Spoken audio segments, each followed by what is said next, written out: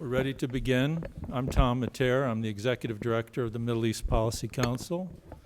I'd like to welcome you here. This is the 77th Capitol Hill Conference, and it is about President Obama's policies in the Middle East. We are live streaming this event, and C-SPAN is here, so I would like to say a few words about the Council before we begin. The Middle East Policy Council is now 33 years old. It has three major programs. One is the publication of our journal, Middle East Policy. It's been published now for 32 years, and for 30 of these years, it's been edited by Ann Joyce.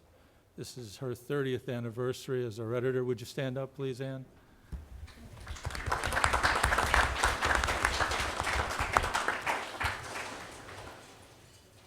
So Ann has taken the journal from its infancy to its current status, and it is the most frequently cited journal in the field of contemporary politics in the Middle East.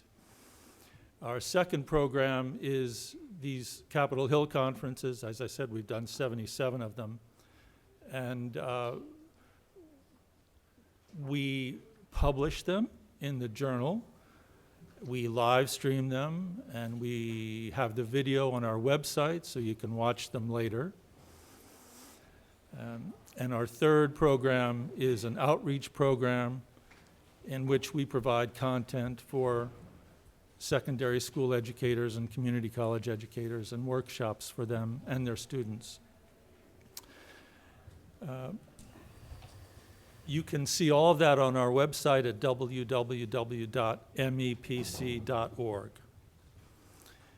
And I hope you visit. It is a very rich website. Now, I'd like to say just some brief words about the topic before I introduce the speakers. We chose this topic when we heard President Obama's speech at West Point late in May this year. He did say that the United States would use force unilaterally if our core interests were directly threatened, but he emphasized a counterterrorism strategy which would rely upon supporting and training and working with security partners, and announced a $5 billion program to support security partners in the Middle East, having identified terrorism as the most direct threat to the United States. Not long after that, the Islamic State of Iraq and Syria moved down the Tigris River, and the Iraqi security forces retreated, raising the question of how much we can depend upon a strategy like that in Iraq or even in Afghanistan, where we will be leaving soon. And he said that Syria would be a major focus of this strategy, and we know that we've had a difficult time finding security partners there because it's a very fragmented opposition and it's hard to vet and find moderates. Our panelists will be discussing that today. Another point that he emphasized in his speech was our commitment to upholding international order through support for international institutions and international law. And he spoke about our multilateral sanctions against Iran and our multilateral diplomacy with Iran in that context. And we know that the P5+1 negotiations with Iran were scheduled to conclude yesterday, and they didn't. So they were extended for 4 months because everyone feels that some progress was made. Enough progress was made to go forward and continue trying. We will discuss that today. What terms ought to be in a final agreement, and what the United States would have to consider doing if we don't get a solution we consider satisfactory. I was struck in the speech by the fact that when he talked about international order, international institutions, and international law, he never mentioned the Israeli-Palestinian issue. But his support for Kerry's peacemaking was well known and unfortunately did not succeed. And he is said to be willing to try again before his term is over, but wanted the failure to really sink into the minds of the parties and hope that they would come back to him with better ideas. And now, instead of that, we have the third escalation of the conflict in the Gaza Strip in the past 5 years. We know how they go and we know how they end, and they don't produce agreements, they produce casualties. So that is another situation that we should try to explore today. And I know the panelists are ready to do that. I will introduce the panelists very briefly, all at the same time, and they'll speak in the order in which they're listed. And I ask each of them to come to the podium because we do have TV cameras here and speak into the microphone, which I hope I've been doing. Our first speaker is, and by the way, each of these speakers has a bio that would take all day to read, and you will find them on the back of the invitation. So I'm only going to give you the highlights. But our first speaker will be Kenneth Pollack, who's a senior fellow at the Saban Center for Middle Eastern Policy at the Brookings Institution. And before that, he was the director of the center, and before that, he was the director of research at the center. And he also has been at the Council of Foreign Relations and had a career as an analyst at the CIA, and is a very well-known author who has a recent book out called Unthinkable, which is about the Iranian nuclear program.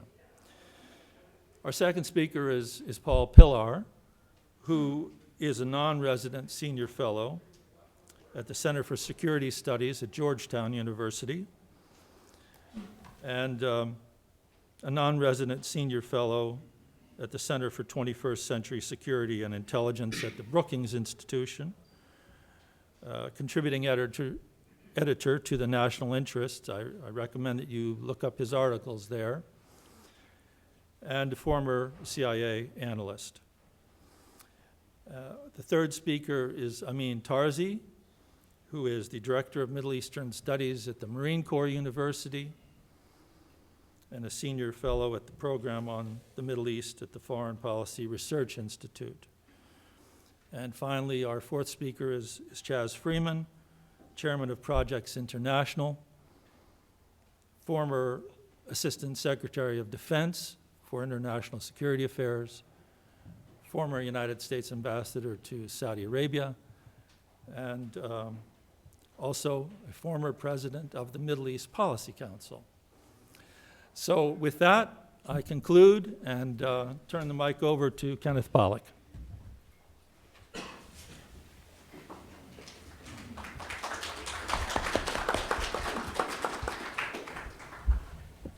Good afternoon. Thank you, Tom, for that kind introduction. Thank you to the Middle East Policy Council for inviting me up here today.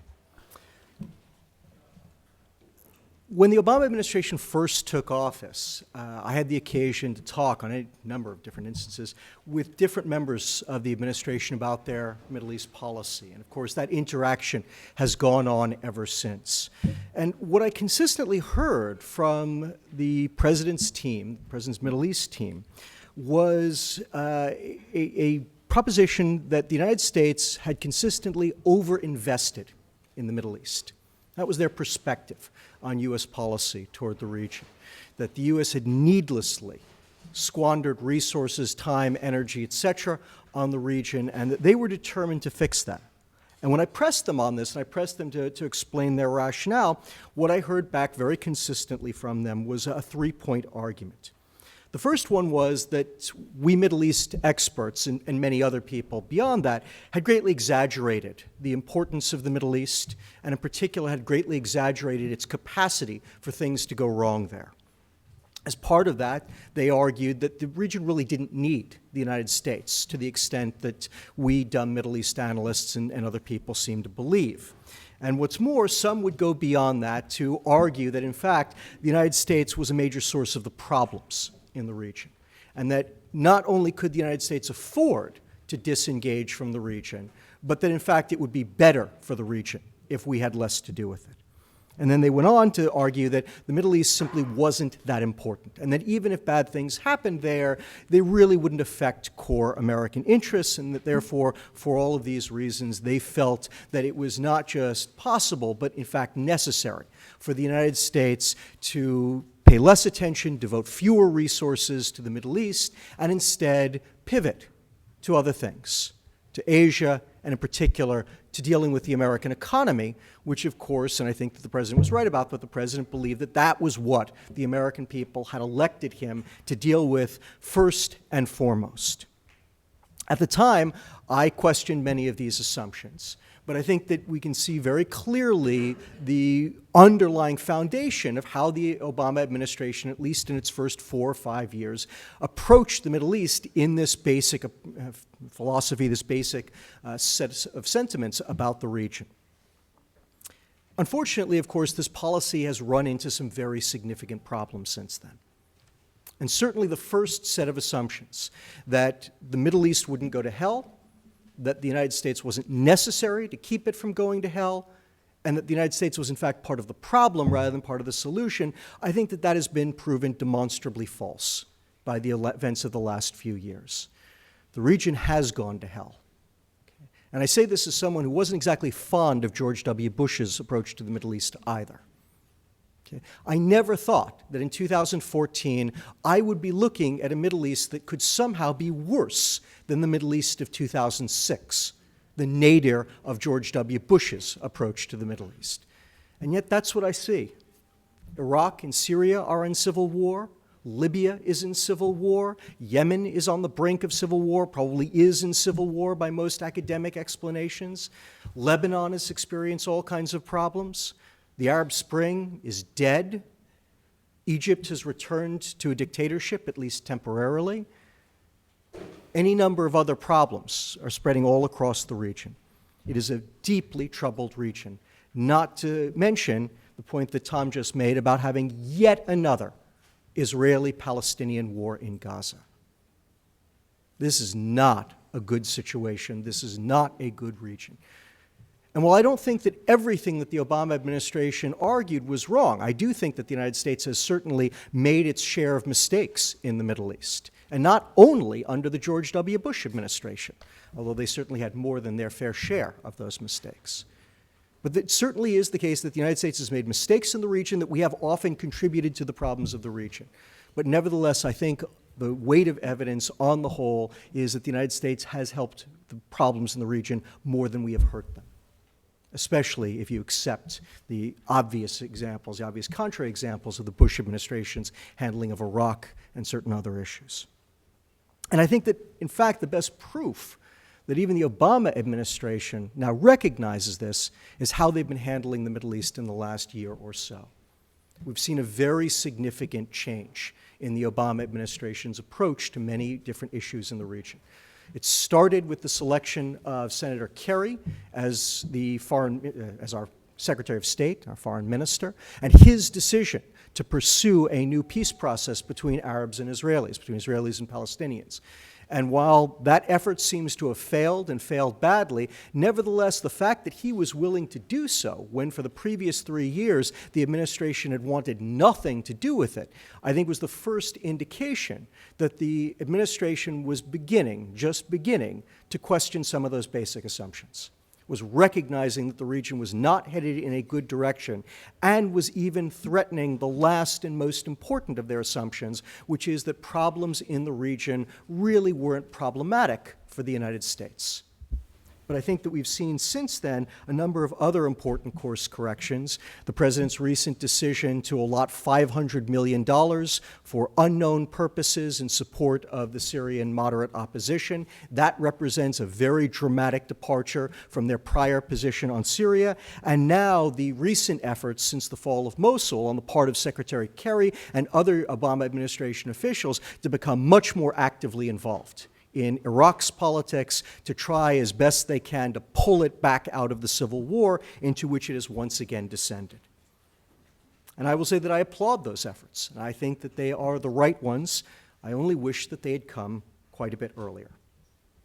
And in A Peace in Foreign Affairs, I talked about this, And I talked about the fact that I had the strong sense that it was my perception that while the United States had swung too far in one direction under George W. Bush, toward unilateralism, toward the militarization of its Middle East policy, toward a war on terrorism that encompassed and overwhelmed everything else going on in the region, that I felt that the Obama administration, unfortunately, had pushed the pendulum too far in the other way, toward disengaging, toward simply walking away from the region and believing that whatever happened there wouldn't be too bad and wouldn't be able to hurt us. And again, I think that the administration is even recognizing that their position, that early position, has become unsustainable and is already tacking back in the other direction. But what I take away from that in particular is obviously not just that we need to do better with some of the crises at hand. We do. I'm glad to talk about them. I will say actually that in a number of those cases, while I dislike how the Obama administration handled them before we got here, in some of those cases I am actually largely in agreement with how they've been dealing with them since we got there. And Iraq is a perfect example. I think that the administration's Iraq policy was an unmitigated disaster. I think that it helped cause the civil war in Iraq. But since the fall of Mosul, with some tactical tweaks here or there, I think they have been by and large following the right policy toward Iraq. But I think that Iraq in particular illustrates what we have to think about moving forward, and what the Obama administration failed to recognize in its first 4 to 5 years, which is that especially in the Middle East, the old aphorism that an ounce of prevention is worth a pound of cure is the best motto for the United States to take. I think that there were any number of occasions when the United States could have had an impact on Iraq that could have allowed it to avoid the current impasse at a much, much lower cost, with much fewer resources, with much less commitment of time, energy, effort, etc., than what we may now have to sink into it if we are going to try to help them pull themselves out of civil war. I think that we missed important opportunities early on with Syria. I think we missed some tremendous opportunities with Libya after the fall of Gaddafi. I think that we missed some tremendous opportunities in Egypt, especially after the fall of Mubarak, where I think that had we made a greater effort with the government then, we might have helped then Prime Minister Morsi avoid some of his worst mistakes, President Morsi, avoid some of his worst mistakes, and perhaps even headed off the military coup that overthrew him and that replaced him with yet another Egyptian dictatorship. And I think that around the region we can find other instances of that. And again, what it brings me back to is this central focus, that the Middle East does need some help from the United States, but that the more that we are engaged on a regular basis in the regular processes of diplomacy, of trade, of public diplomacy, of military assistance in a whole variety of ways, the better we will be able to head off the great problems of the region, to prevent the kind of crises that we are now facing all around the region, and the better able we will be, the more influence and leverage we will have when the inevitable Middle East crisis does break out. Just looking forward briefly, I want to comment on a few other things. And again, I'm glad in the Q&A to focus on whichever specific parts you folks are interested in, but I just want to say a few words about a couple of issues that I think that are lying out there that we need to think harder about, again in the same context of an ounce of prevention being worth a pound of cure. The first of these is the Arab Spring. The Arab Spring is not what any of us hoped it would be. It's not what most Arabs hoped it would be. And there's good reasons for that. There are a lot of different reasons for that. But what I think that we need to recognize moving forward is that the desire for change on the part of a great many Arabs has not gone away.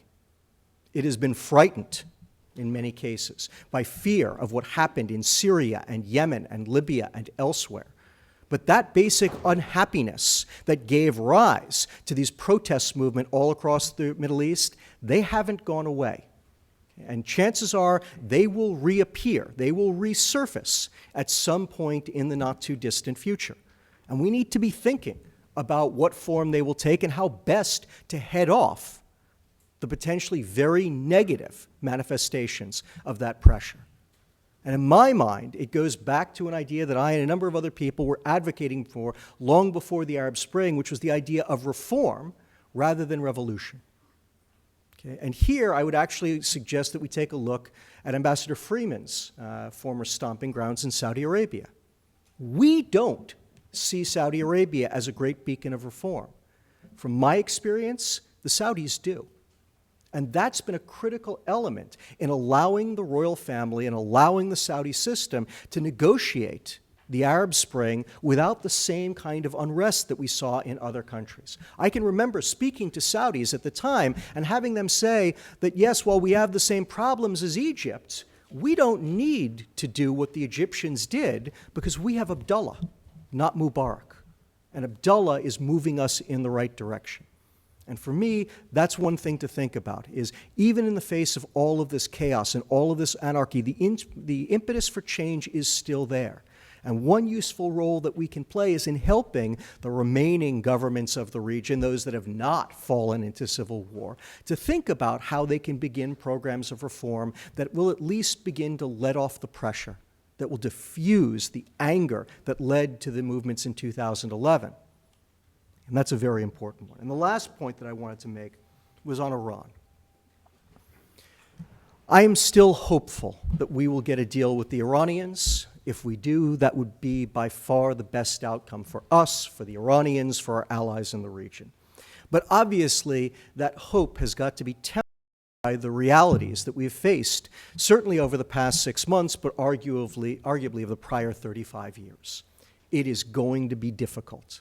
And I think that we need to start thinking now about what we might do if we don't get a deal with the Iranians. We also, by the way, have to be thinking about what we do if we do get a deal with the Iranians. That will be equally important.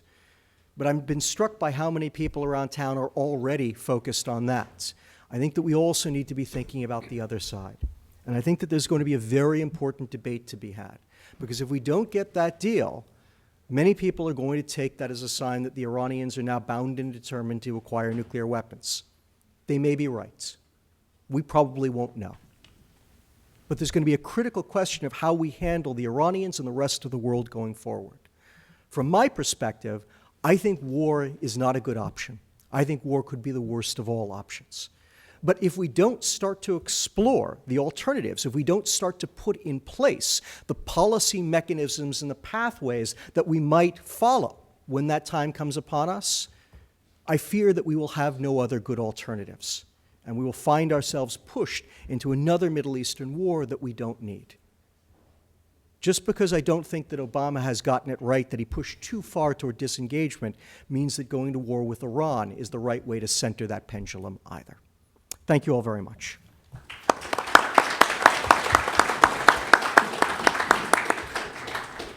Thank you, Ken. I should have said that there are cards on your seats, and if you think of questions, please write them down, and my staff will collect them. It may be hard to take questions from the floor because we didn't get the standing mic that we asked for. So please. Paul, thank you. Okay. Thanks very much, Tom, and good afternoon. The title of this event is Obama's Foreign Policy Vision and the Future of the Middle East. In my judgment, the vision thing, as the elder George Bush referred to it, is overrated. It tends to be a thing that people like us, pundits and critics, such as those of us sitting in the front of the room, like to deal with as a way to encapsulate and get our conceptual hands around policy. But any themes that would satisfy us in that respect would almost by definition be too simple, I would say simplistic, to be the basis for a sound and successful U.S. foreign policy. The challenges out there are simply too complex, and the U.S. interests at stake in facing those challenges are too multifaceted to boil everything down to a single vision in a bumper sticker kind of way. And that's certainly at least as true in the Middle East as elsewhere.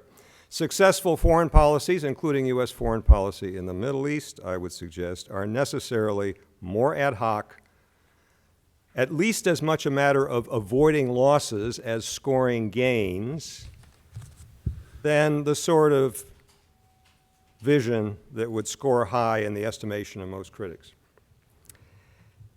Foreign policy strategy does not tend to get high marks for not doing certain things, as opposed to doing certain things in response to a positive vision. But I would suggest that not doing certain things, or to put it differently, not screwing up, is at least as important in advancing and protecting U.S. interests in this region as doing things. Ken suggested a motto, the thing about the ounce of prevention. Let me throw out an alternative model, not to be conflicted with it, but I think you should consider it as well. That's the Hippocratic principle of first do no harm.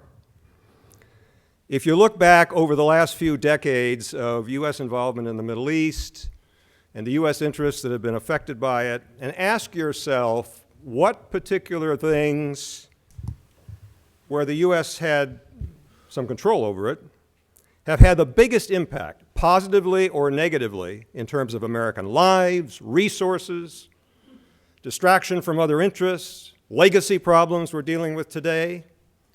And I would have to put squarely at the top of the list and squarely on the negative side the launching of the Iraq War in 2003. So just as that example would indicate, not doing certain things and not doing harm, I think, is an important part of judging anyone's foreign policy, even though it doesn't get high marks from the vision people. Mr. Obama's West Point speech did not get especially high marks from most of the critics, and it probably did not deserve them in terms of the usual criterion for assessing these things, as opposed to my criteria. The one stab that the president seemed to take at a theoretical framework in the speech was a pretty bad one in my view. He seemed to equate realism with isolationism, which was rather wrong. Much of the rest of what he did say was consistent, however, with, at least implicitly, with what I would consider more of a realist view, and that's sound. The president articulated several important principles that I think we ought to bear very much in mind. He talked about distinguishing our core interests from other lesser interests, and explicitly made the point that that distinction is important in weighing what measures and what means we should use to pursue those interests. He also made very clearly the point that not every problem has a military solution. And I think this particular point is one on which we see the sharpest difference or the greatest daylight between Mr. Obama and his most vocal critics here in Washington. I expect that Mr. Obama himself probably privately regrets, as he looks at the current mess in Libya, the role that the U.S. played in the use of military force there. I might be wrong, but that's just a guess in terms of private thoughts.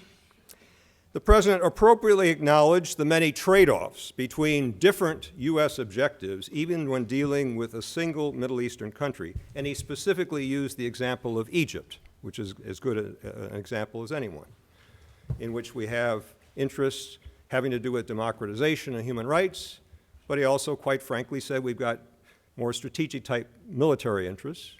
We can go on in detailing those, passage through the Suez Canal and so on. He did not mention, could also add, the Egyptian role in the current tragedy that we're reading about over the last week.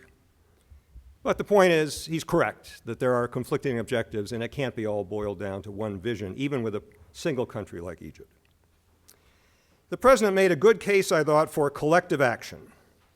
The need to rely on what other countries, and not just the U.S., do in this region, even when we're pursuing U.S. interests. And I think this is another major difference with some of his chief critics, who seem to believe that if there is a problem out there, not only can it be solved, but the U.S. can and should be the one to solve it. The president did not explicitly address, but I think we might, I think we should, the basic criteria in determining cooperation or lack of cooperation with particular states in the region. We Americans have an unfortunate Manichaean tendency to divide the world, including countries in this part of the world, into allies on one side and adversaries on the other, a very rigid division, and to take that as the sole guide for determining whom we're going to cooperate with and whom we're going to oppose. The label gets slapped on some as ally, as if that were a substitute for careful thinking about what the government of that country is doing that may conflict with or may advance U.S. interests. And conversely, we look at those who are traditionally labeled as adversaries, and we consider any influence that they might have as bad without taking the trouble to ask ourselves, how will they use that influence and to what purpose, which may or may not be consistent with or in conflict with our own interests.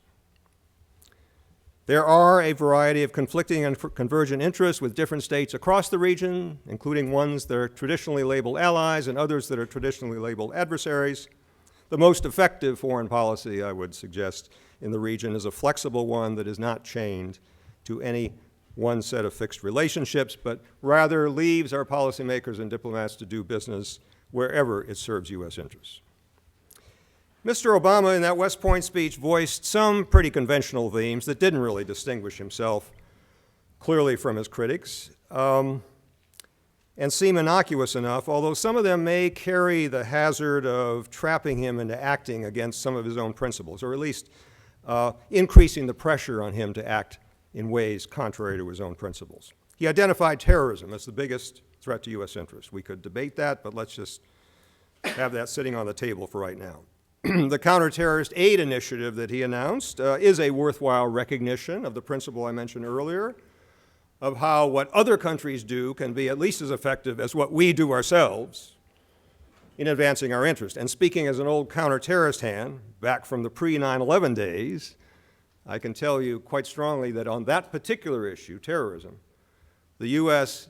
must rely at least as much on the actions of others who are closer to the front line of dealing with terrorist threats and groups as on any other issue. But the enshrinement of terrorism as the prime threat, with the natural focus on the ogre of the day, in this case the group that's called itself ISIS, increases the pressure to act in a place like Iraq along the lines who believe that every problem can be solved by the U.S. and every problem has a military solution, which again goes back against what the president was trying to articulate elsewhere in his address. We see some of the same things regarding Syria, too, even though there the ogre is on the same side of the overall civil war as those that we would be assisting. Still on terrorism, Mr. Obama mentioned in his speech what I thought were a very sound set of criteria in determining when to pull the trigger on a drone strike. But it still comes down to those individual decisions.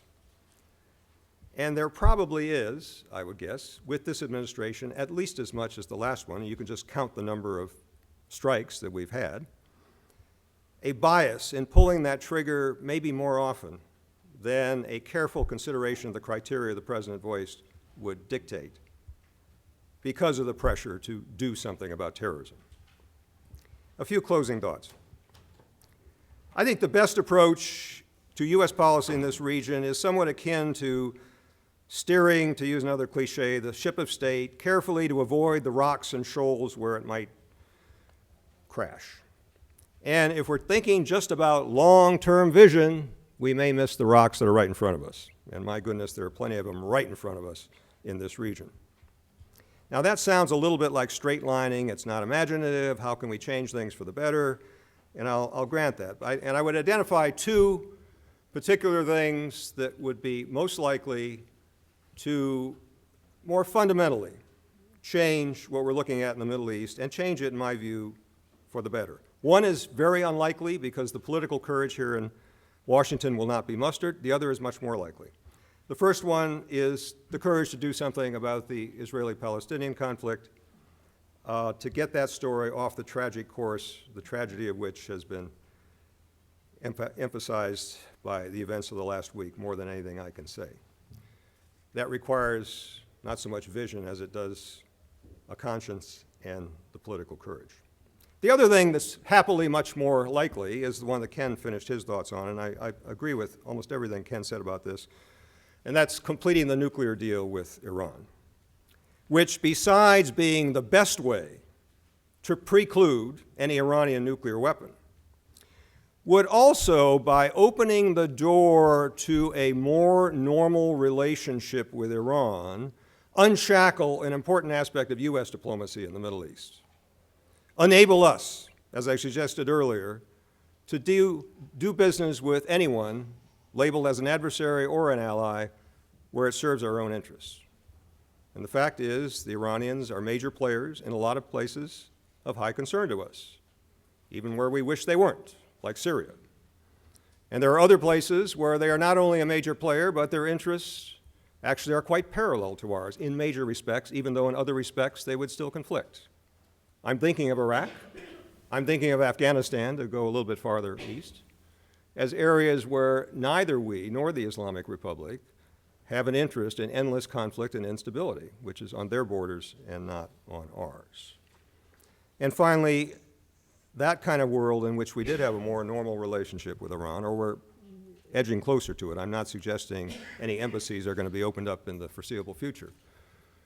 But it would bring us closer to a system where we had more flexibility and leverage in dealing with anyone else in the region who is troublesome, whether they're labeled as an ally or an adversary. Thank you very much.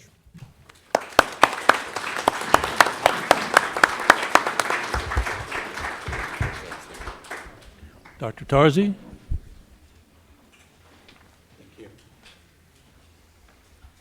Thank you very much. I want to just put one caveat.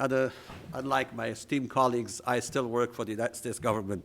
And I will be speaking here wearing my FBRI hat and not my Marine Corps hat. So whatever I say is Amin Tarzi speaking and not the Defense Department or any branch thereof.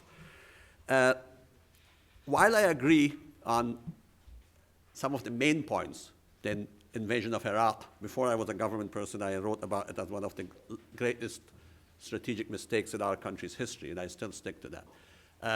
And on the Iranian issue, but I'll dwell on that a little later. I do have, maybe I'm an idealist, maybe I just go to Middle East too often. I'll be there in 3 days again. I do understand the fact that we should look at ad hoc avoiding the rocks and sailing straight, but at the same time, I think, unlike any area in the world, you pick any area in this world, and that includes now even sub-Saharan Africa, which at one point was not doing so well, there's no place that has the problems that Middle East has. People are talking about even why. This has been going on for a long time. It's not new. Is it the psyche of the Arabs? Is it a Muslim problem? Is it colonialism? You name it. Is it the Arab-Israeli affair? This has been going on for so long. Some of us students of Middle East studied it in the last century, literally. But the question that I have is that unless we address those in some form or fashion, I think we go from crisis to crisis. It becomes more of a crisis management rather than trying to at least find a way as a reliable partner. Not that the United States of America can fix everything. I don't believe in that. I am a former Marine. I think every Marine thinks that we can fix everything. I tell you, we cannot fix everything. But as we heard before, yes, we are a partner. Yes, we have interest there for the foreseeable future, despite fracking and all that we need to be in that region. And there are interests that are interwoven with other countries in the region as well. So I think a little bit of consistency is important. When you talk to colleagues in the region, they are confused. The word I get, if we are putting a policy forward to confuse them as part of a implementation of a policy, we are doing a fantastic job. Friend and foe are confused to the point that they have no idea what to do anymore. And in my view, and that where the leadership of our country is no longer, and maybe that's not for the bad thing, we are no longer a unilateral situation right after the Cold War, where the United States was the sole power by all means.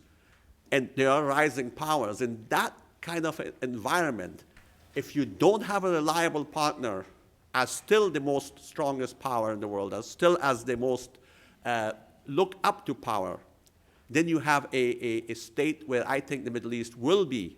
We have to avoid rocks, if I may use that cliche, rather than have some smooth sailing at one point, to have some predictability. And I think if you talk about the foreign policy of President Obama, if I think, again, you may say after the first two speakers that I'm very ideological, one of the issues that I look at and say we have made not only inconsistencies, but we actually have made the situation worse is, let's say, the promotion of democracy.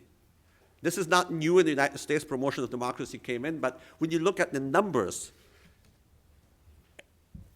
in the fiscal year 2009, the United States put more money on democracy than the entire decade between 1991 to 2001. So we spend more money in 1 year than the entire 10 years. But look at the outcome. Look at the input and the outcome. If you put this in a mathematical format or an investment, you say this was an amazing loss. And the other aspect is, are we looking for partners in the region beyond these temporary ad hoc friends or foes, for that matter? Iran is now, as I agree, is both partially. Or are we looking at something that is a bit more stable? Again, is it possible? Yes. Look at Latin America a few years ago, and look at what's happening. They're not all friendly. We have Bolivias of the world and Venezuela's, but there's still a process that is a much better process to deal with than what we have in the Middle East. I'm not saying democracy is the panacea of all of this, but the inconsistencies that we have had with democracy, going back to the Cairo speech 2009, then the speech at 2010 with first West Point speech, and what has happened afterwards, post-Arab uprisings, or if you want to call it spring. I like spring a little bit better than what's going on there. With the exception of Tunisia, that is one exception, is struggling, but it is still an exception. Things have gotten worse in every case. If you look at it as a, New York Times a while ago, an editorial called Egypt Exhibit A, and for failing to support a democratic movement. Even we called the ouster of Morsi, not that Morsi was any great person, restoration of democracy. So if that goes on, and if we're looking at the basic idea of this new generation coming in, whether it be in Afghanistan in the east or all the way to Morocco in the west, where are they going to look at? Because it becomes almost, in the Cold War we always stated that we have supported regimes because of security, or regimes that were against communism, and later on after 9/11, who were against terrorism, and we have lost both on democracy and supporting, and gaining these allies for a long term.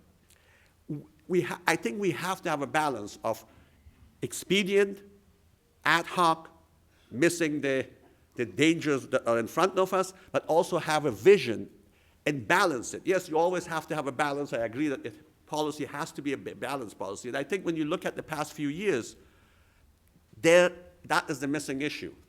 When you sit down, as I said, and talk to either the military side or the civilian side, or I'm not even talking about grassroots, there is an utter, a lot of regions there blame everything on the United States, including the weather condition. I have gotten used to that.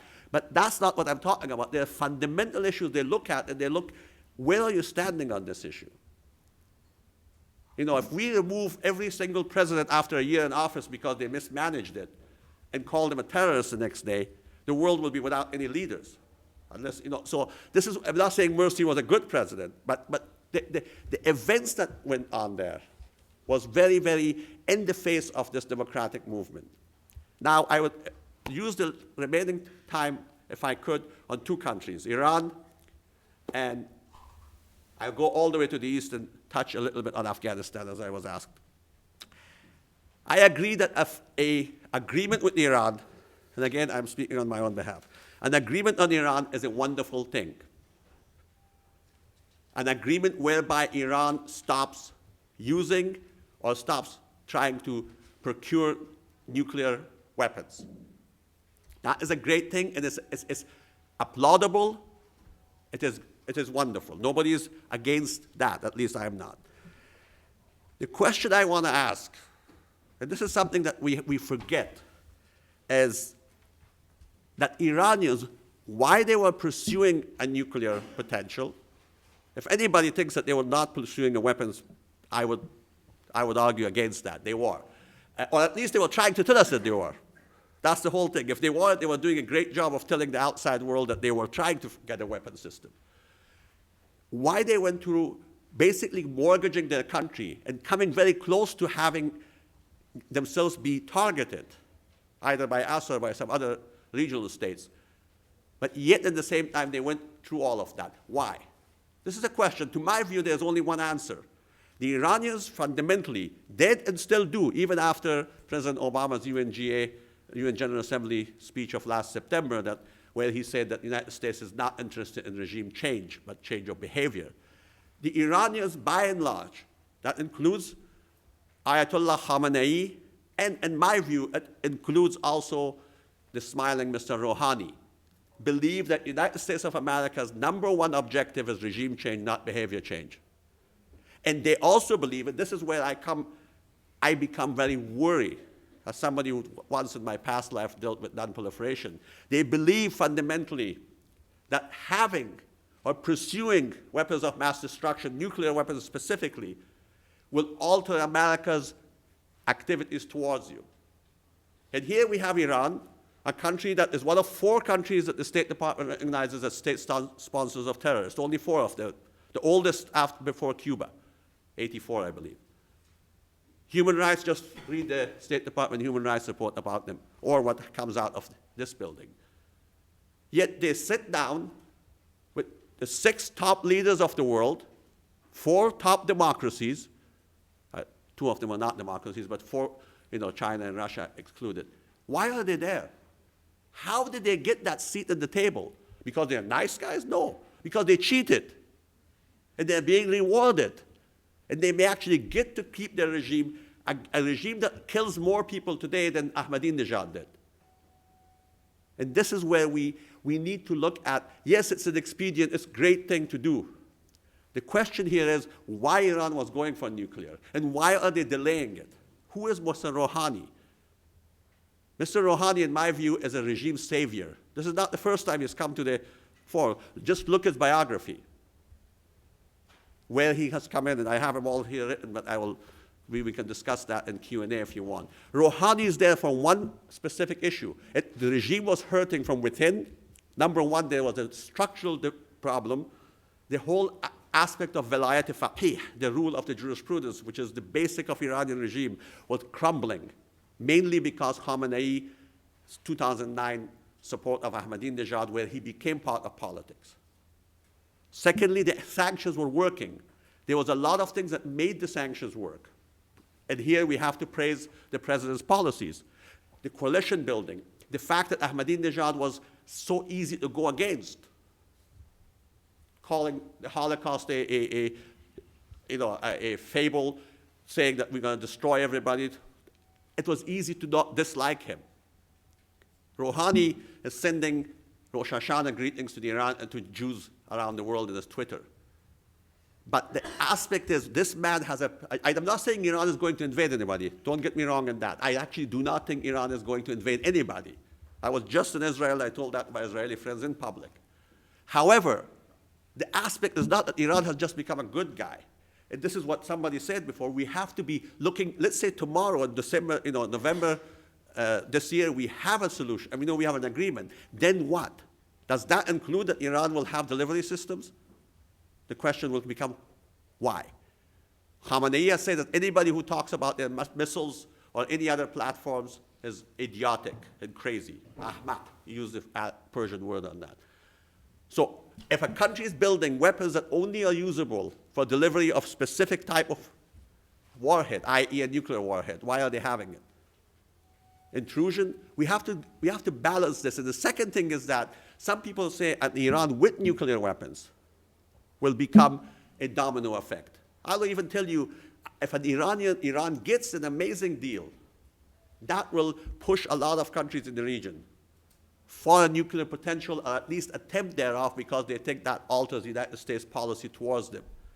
And Khamenei keeps on pointing at Libya. He always says that. He's actually quoted that a few times. Look, he's kind of saying after Gaddafi was killed, look at you fool. The Westerners gave you something, you gave them everything, and then they killed you like a dog. So this is the idea, is the promotion of nuclear weapons as something that gets you a seat at the table with the big boys. I think it is dangerous, and it's going to bite us, and where if we don't follow it. And I'll add a line on Syria. I believe that this chemical weapons use, and then the agreement, which in itself is good, again, please don't get me wrong, has gotten Bashar al-Assad a lifeline.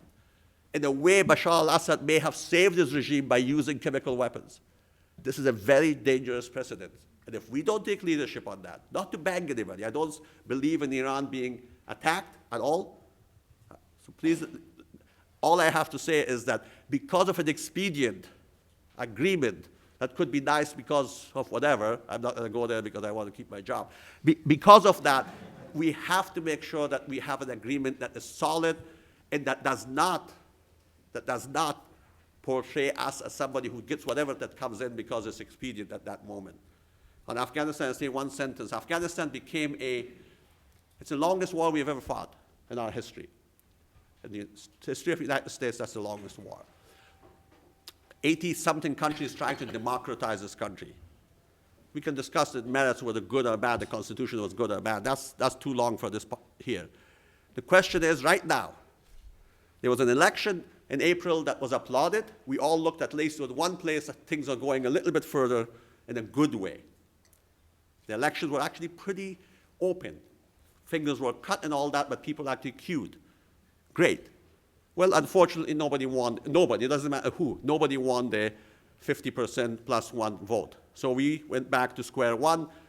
The second time, it was pretty much everybody agrees it was a very fraudulent elections. Secretary Kerry did a miracle to at least have them talk. But right now, the problem as we speak today is nobody has agreed on the mechanics of how you count these votes. So yes, there was an agreement as an expedience issue, but the details were missing. I think for the last 10 years or so, what we have done is we have built these Potomkin villages, these walls that look very good, but they have no foundation. And all I'm saying is if we are not careful, they look good, as I said, for picture taking and sending back home, but if you're not careful, these walls will fall, and sometimes they fall not only on the intended people, but it may fall on something bigger. Thank you very much. Thank you.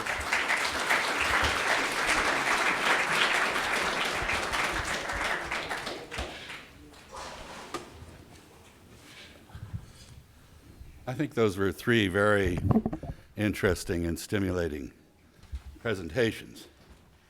A while back, the United States set out to reconfigure the Middle East. And the result is that the region and our position in it are both in shambles. Much of what has happened seems irreversible. In the short time allotted to me, I just want to talk about the region's dynamics, and I'll conclude with a few thoughts about what might be done, but probably won't be. And to begin, if we're at all honest, we must admit that the deplorable state of affairs in the Middle East, in Egypt, Iraq, Israel, Jordan, Lebanon, Palestine, Syria, the Persian Gulf and the Arabian Peninsula, and peripherally Libya, Afghanistan, is a product not only of the dynamics of the region, but also of a lapse in our capacity to think and act strategically. We've answered the end of the bipolar Cold War order with a mixture of denial, strategic incoherence, and inconstancy. False American assumptions and unrealistic U.S. objectives have helped create the current mess in the Middle East. It's not news to anybody that American politics is uncivil and dysfunctional. We have a foreign policy elite that has its head up its media bubble, prefers narratives to evidence-based analysis, confuses sanctions and military posturing with diplomacy, and imagines that the best way to deal with hateful foreigners is to use airborne robots to kill them, their friends, and their families. We have leaders who can't lead and a legislature that can't legislate. In short, we have a government that can't make relevant decisions, fund their implementation, enlist allies to support them, or see them through. Until we get our act together at home, those looking for American leadership abroad will be disappointed. At West Point, President Obama accurately pointed out that our military has no peer. He then sensibly added that, quote, U.S. military action cannot be the only or even primary component of our leadership in every instance. Just because we have the best hammer does not mean that every problem is a nail. True enough. Experience has amply justified hesitancy about the use of force. Our hammer blows in the Middle East were intended to showcase our power. Instead, they convincingly demonstrated its limitations. These interventions worsened, not improved, the region's stability, politics, and prospects. Our unmatched military prowess has not enabled us to impose our will in West Asia, North Africa, Eastern Europe, or elsewhere. The record of covert action in solving political problems in all of these regions has been no better. The question then is, what alternatives to the military hammer and related kinetic instruments of statecraft does the U.S. presidency now have? Normally, the answer would be the political screwdriver of diplomacy or other non-percussive means of influence like subsidies and subventions. But there's a reason the Department of State is the smallest and weakest executive department of our government. The United States seldom resorts to diplomacy in resolving major differences with other states. Gladiators trump diplomats anytime in terms of the spectacle they provide. And even if they don't work, coercive measures like sanctions and bombing are much more immediately satisfying emotionally than the long slog of diplomacy. Then, too, aside from our reflexive militarism, we're broke. Our military commanders have walking around money. Our diplomats do not. And the amateurism inherent in the spoils system further reduces the effectiveness of our diplomacy. Jet-propelled seat-of-the-pants drop-bys with foreign leaders by secretaries of state have proven to be no substitute for either strategy or the patient cultivation of influence with those leaders or in their capitals. It's hard to think of any American project in the Middle East that is not now at or near a dead end. This includes our policies toward Israel and Palestine, democracy promotion, Egypt, Islamist terrorism, stability in the Fertile Crescent and the Levant, Iran, and the Gulf.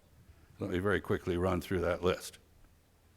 In April, our 4-decade-long effort to broker a secure and accepted place for a Jewish state in the Middle East sputtered to a disgraceful end. In the tragicomic final phase of the so-called peace process, instead of mediating, the United States negotiated with Israel about the terms of Palestinian capitulation, not with the Palestinians about self-determination. The U.S. effort to broker peace for Israel is now not just dead, but so putrid it isn't fit to show at a wake. Israel didn't believe in it, so it killed it. May it rest in peace. From the outset, Israel used the peace process as a distraction while it created facts on the ground in the form of illegal settlements.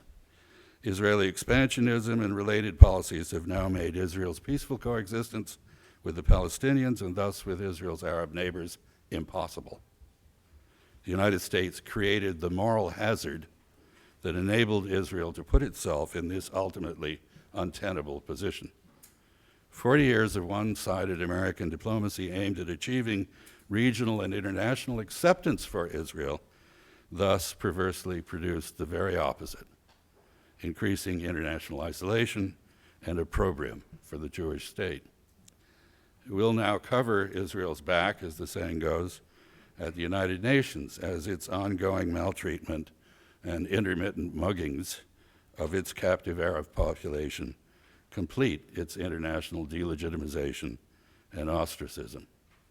We'll pay a heavy price for this, political price, globally, in the Middle East, and very likely in escalating terrorism against Americans abroad and at home. It may satisfy our sense of honor, but it more closely resembles assisted suicide than a strategy for the survival of Israel and our position in the Middle East. Americans like to have a moral foundation for foreign policy, for our policies. In the Middle East, and not just with respect to Israel, the geology has proven too complex to allow such a foundation. You take our professed desire to promote democracy. In practice, the United States has made a real effort at democratizing only countries that it has invaded, like Iraq and Afghanistan, or those it despises, like Palestine, Iran, and Syria. The rest we carp at, but leave to their hereditary rulers, dictators, generals, and thugs. When democratic elections yield governments to which we are, or our allies object, as in Algeria, Palestine, and Egypt, Washington contrives their overthrow and replacement by congenial despots. If democracy is the message, America is not now its prophet. Our willingness to rid the region of troublesome Democrats has, of course, appeased Israel and our friends in the Arab Gulf, but it has greatly tarnished our claim to seriousness about our values. It has produced no democracies, but it has pulled down several before they had a chance to take root. Egypt is a case in point.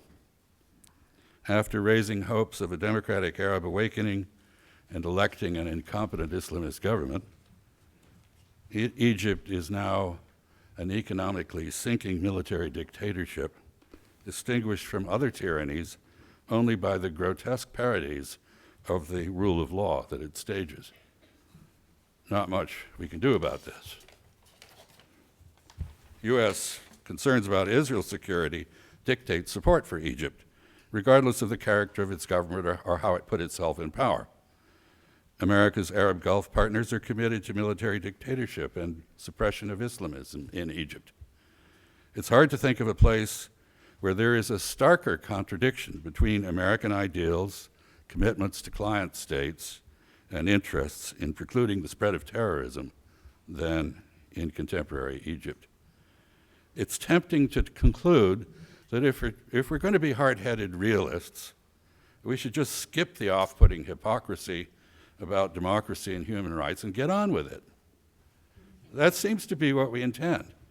How else is one to interpret the President's proposal for multiple partnerships with the region's security forces to suppress Islamist terrorism?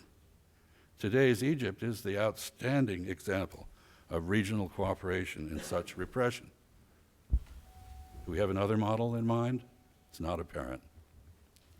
But by leaving no outlet for peaceful dissent, Egypt is forcing at least part of its pious majority toward violent politics.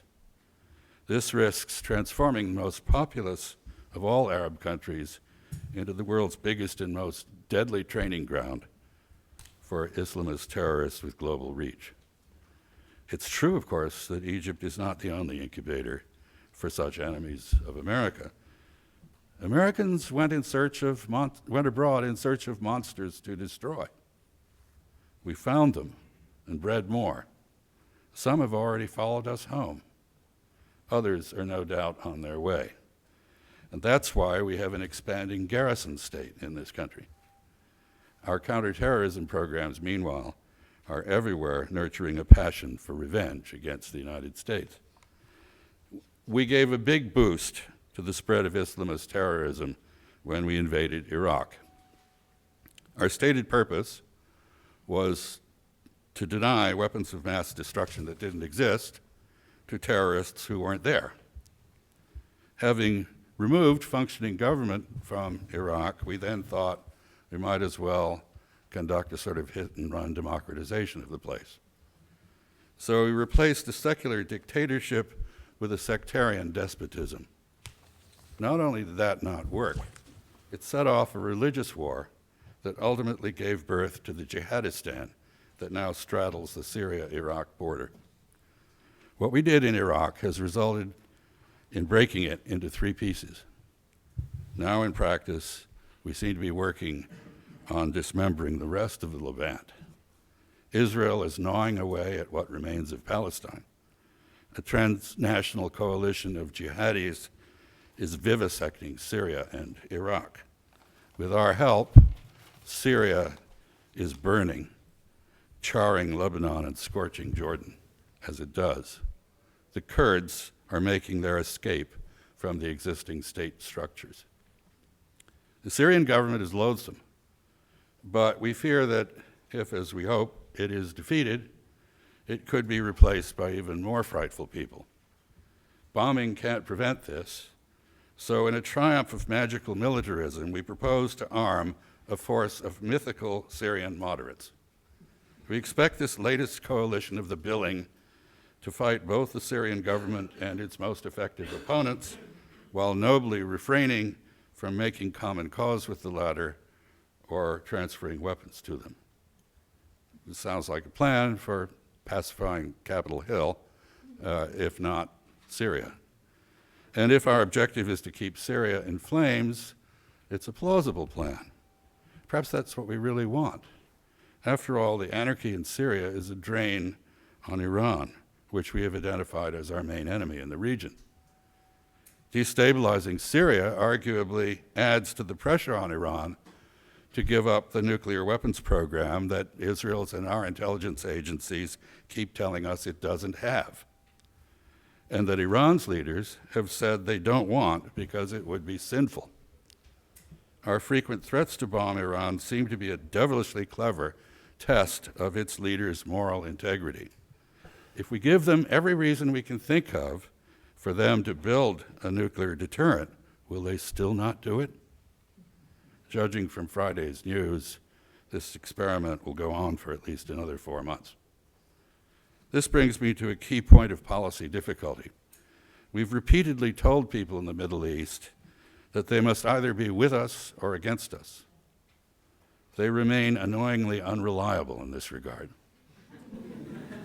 Iran's ayatollahs are against us in Syria, Lebanon, and Bahrain, but with us in Afghanistan and Iraq. The Assad regime and Hezbollah oppose us in Syria and Lebanon, but are on our side in Iraq. The Salafi jihadis are with us in Syria, but against us in Iraq and elsewhere. Israel's government is with us on Iran, but against us in blocking Palestinian self-determination and favoring it for the Kurds. Saudi Arabia is with us on Iran and Syria, but against us in Iraq. It was for us and then against us before it was again for us in Egypt. It is against the Jihadistan in the Fertile Crescent, but nobody can figure out what its stand is on Salafi jihadis elsewhere. How can you have a coherent policy in the Middle East when the people there are so damnably inconsistent? I think the answer is that outsiders can't manage the Middle East and shouldn't try. It's time to let the countries in the region accept responsibility for what they do, rather than acting in such a way as to free them to behave irresponsibly. It's time to recognize that the United States can't solve the Israel-Palestine issue, can no longer protect Israel from the international legal and political consequences of its morally deviant behavior, and has nothing to gain and a great deal to lose by continuing to be identified with that behavior. We pay for Gaza. Israel makes its own decisions without regard to American interests, values, or advice.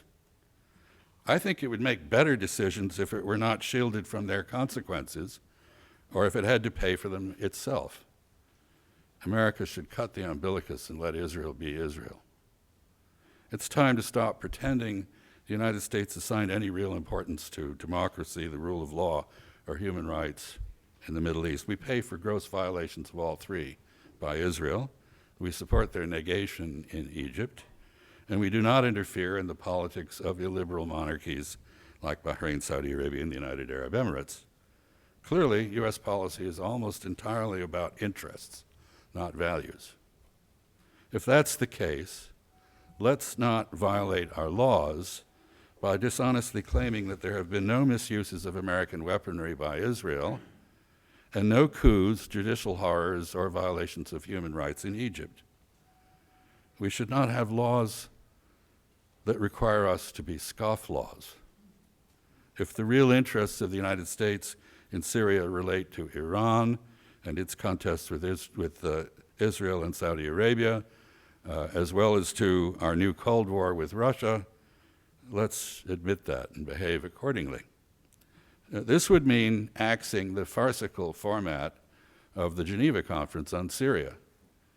That excluded key parties, making it a public relations stunt, not a serious effort to bring peace. Only if we include all of the parties engaged in proxy wars in Syria, including Iran, can we hope to end the mass murder there. I would say the same thing is true of the situation in Gaza. It cannot be ended without talking to all parties, including Hamas. It's time in Syria to end the mass murder, not just for humanitarian reasons, compelling as those are.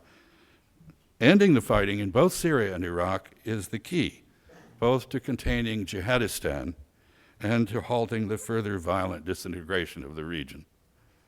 We should not be upping the ante in Syria by pumping in more weapons, many of which are likely to end up in jihadi hands.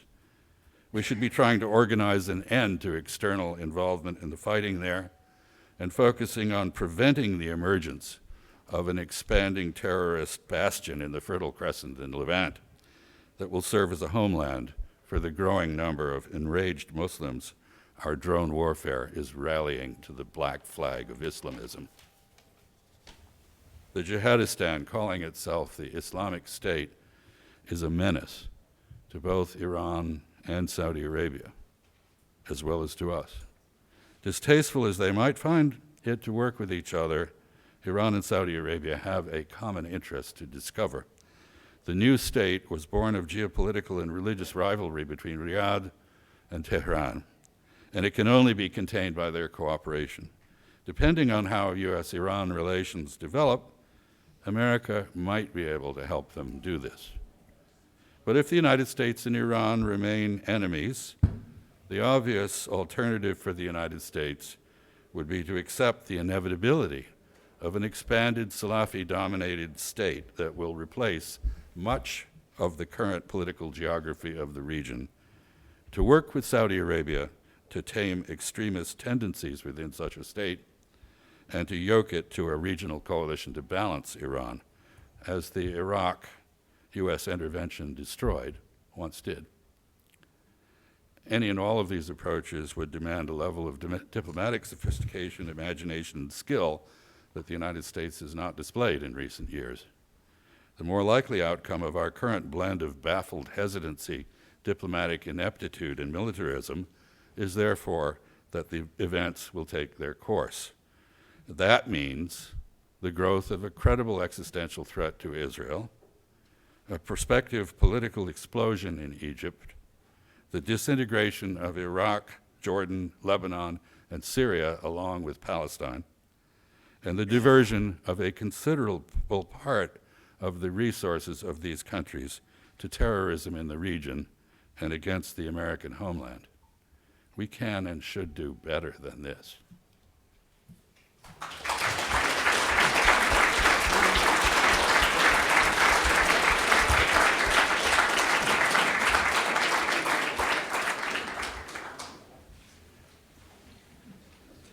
I'd like to thank the speakers, and I'd like to ask if there are any more in the audience with questions, and for my staff to bring them. I would like to start with a couple of questions. Remarkably, in this stack of questions I've been given, there's no question about Iraq. And so maybe we could start there. Ken, you spoke about missed opportunities. What do you think we could have done, if anything, in Iraq to get a better outcome than the one we have now? For example, do you think a greater effort to get a status of forces agreement that would have left Americans there to train Iraqi security forces? And Paul, maybe you could comment. Everyone, I hope we get a crosstalk here among all the panelists. Everyone can respond to these questions. But Paul, you questioned the labels we put on people. when we call people partners or call people foes. Is the al-Maliki regime really a reliable partner for the United States?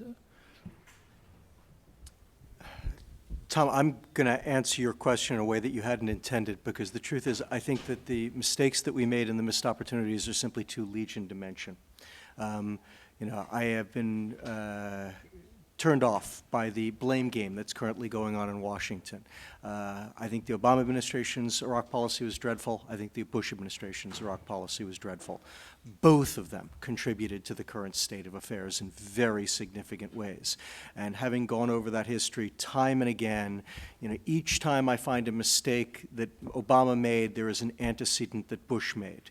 And every time that there was a good move that either made, you can find it traced to a good move that the other made. And unfortunately, the latter are far fewer than the former. But what I would say is that, to my mind, one of the great lessons of Iraq, and there are many, and where I would like to see us focusing more energy, is on this question of what lessons we should be learning, as opposed to who was mistaken and who should be blamed for the current impasse. I think one of the greatest lessons, of course, was that whenever we take on a problem, anywhere in the world, but certainly in the Middle East, whenever we plan for the best, we get the worst. And when we plan for the worst, we often do better than that. Sometimes we even get the best.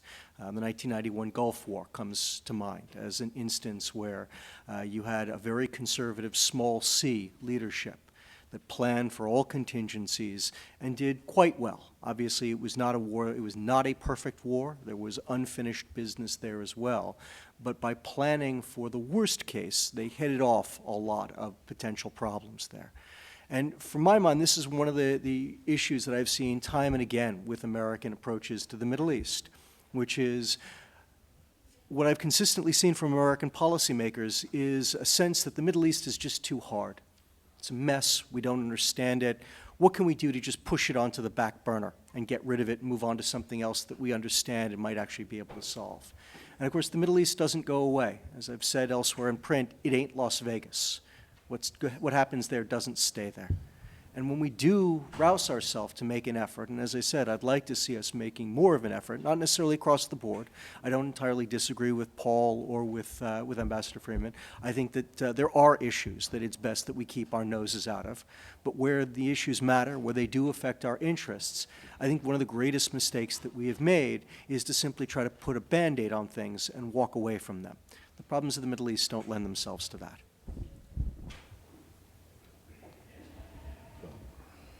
Tom, Prime Minister Nouri al-Maliki is an excellent example both of what I was talking about before and not making policy according to our customary Manichaean division between good guys and bad guys, and certainly what Chaz Freeman was talking about and how players in the region so inconveniently don't fit into those two bins of being for us or against us. Mr. Maliki is for himself. And he's doing his best to try to have a third term as prime minister. Of course, that's what most politicians aim for, is to stay in power, although one might add that if one had the larger interest of Iraq at heart, he could, as a very statesmanlike thing, step down in favor of someone else. He has a very narrow view of what democracy, if you can still call it that, entails. Which is the Shia are in the majority and the Shiite rule, and I'm the ruler of the Shiites. And there's no question that his very narrow view of how the Iraqi polity ought to work has badly antagonized the great majority of Sunni Iraqi Arabs.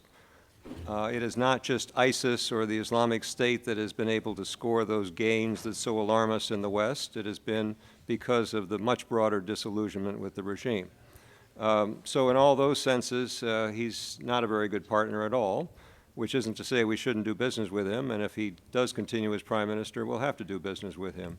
But the thing we have to keep foremost in mind is that the United States definitely does not have an interest in taking sides or being seen to take sides in sectarian disputes and conflicts in this region. I think even if those disputes weren't sectarian, that would be the case. There's a very convenient narrative now in Washington that if Maliki could just be disposed of, things would get better in Iraq. We've heard that before with Ngo Dinh Diem in South Vietnam.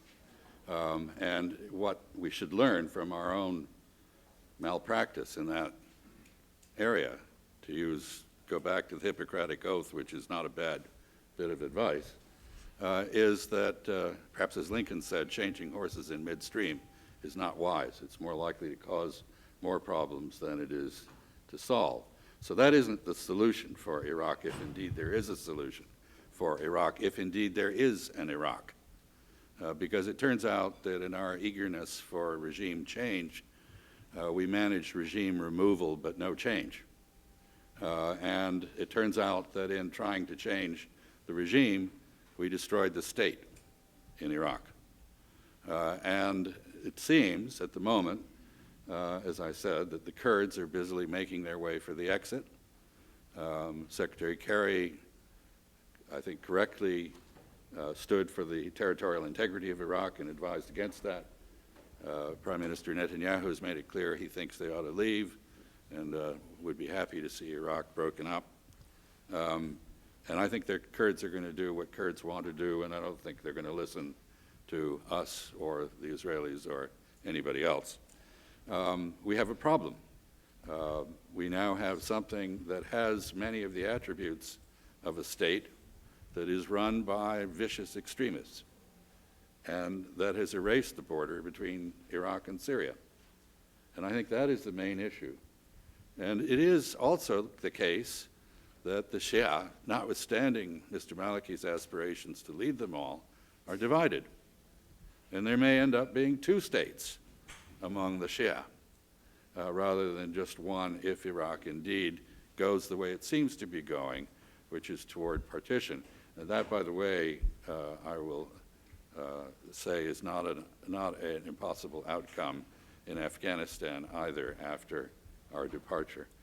So I think we need to be a bit cautious. Final observation, what we can learn from the Gulf War and the Iraq War, Gulf War to liberate Kuwait and the war to subjugate Iraq, is something very simple. You should not intervene without a war termination strategy. How are you going to end it? It's not enough to get up on an aircraft carrier and proclaim mission accomplished. Wars don't end until the defeated admit defeat and accept terms. We proposed no terms to Saddam. We sought to impose a UN resolution on him, which he did not agree with, and he therefore cheated and retreated. He had no commitment to it. And we had nobody left in Baghdad to surrender after we took the place. We need to, before we start intervening in places like Syria and Libya and Iraq, we should think, what's the end game? How does it end? We should always be asking the question, and then what? And we don't ask that question, and that gets us into trouble.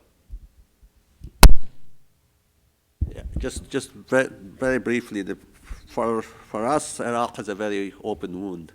And there are a lot of Marines and other service members who have come out, and when they look at Fallujah the way it is today, or Ramadi, and they see what they did there to secure it, a lot of questions comes in. Now, I know we are talking about foreign policy, but domestically we have to think that we're asking a lot from this military, it is the greatest military, but there's a lot of questions which I think will catch up on us as a nation, how we use American forces, but I'm not going to go beyond that.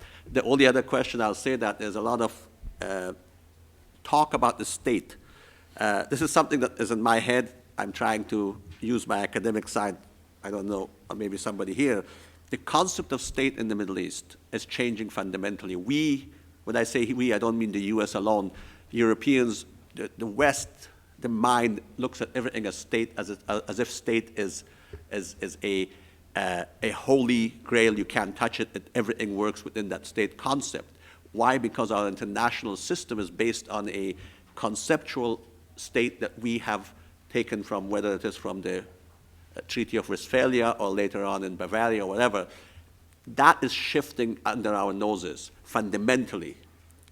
I'm not saying because of this Islamic State or whatever they want to call it. That is a manifestation. But within even the states that we look at, is Afghanistan a state in a Weberian sense? I could go on to a lot of them, are these states, and we still treat them as if they have the same attributes that we either believe that exists, or at least that's the only norm we work through. I think one way to look at this part of the world is to try to, sometimes our models, if the model looks like this bottle and the reality is this, let's not change the reality to fit in this, let's change the model sometimes. And I think that's an idea that it's a long term again, it's not immediate, but to think about the concept of state and how it works, and that it is actually shifting, maybe even in Europe.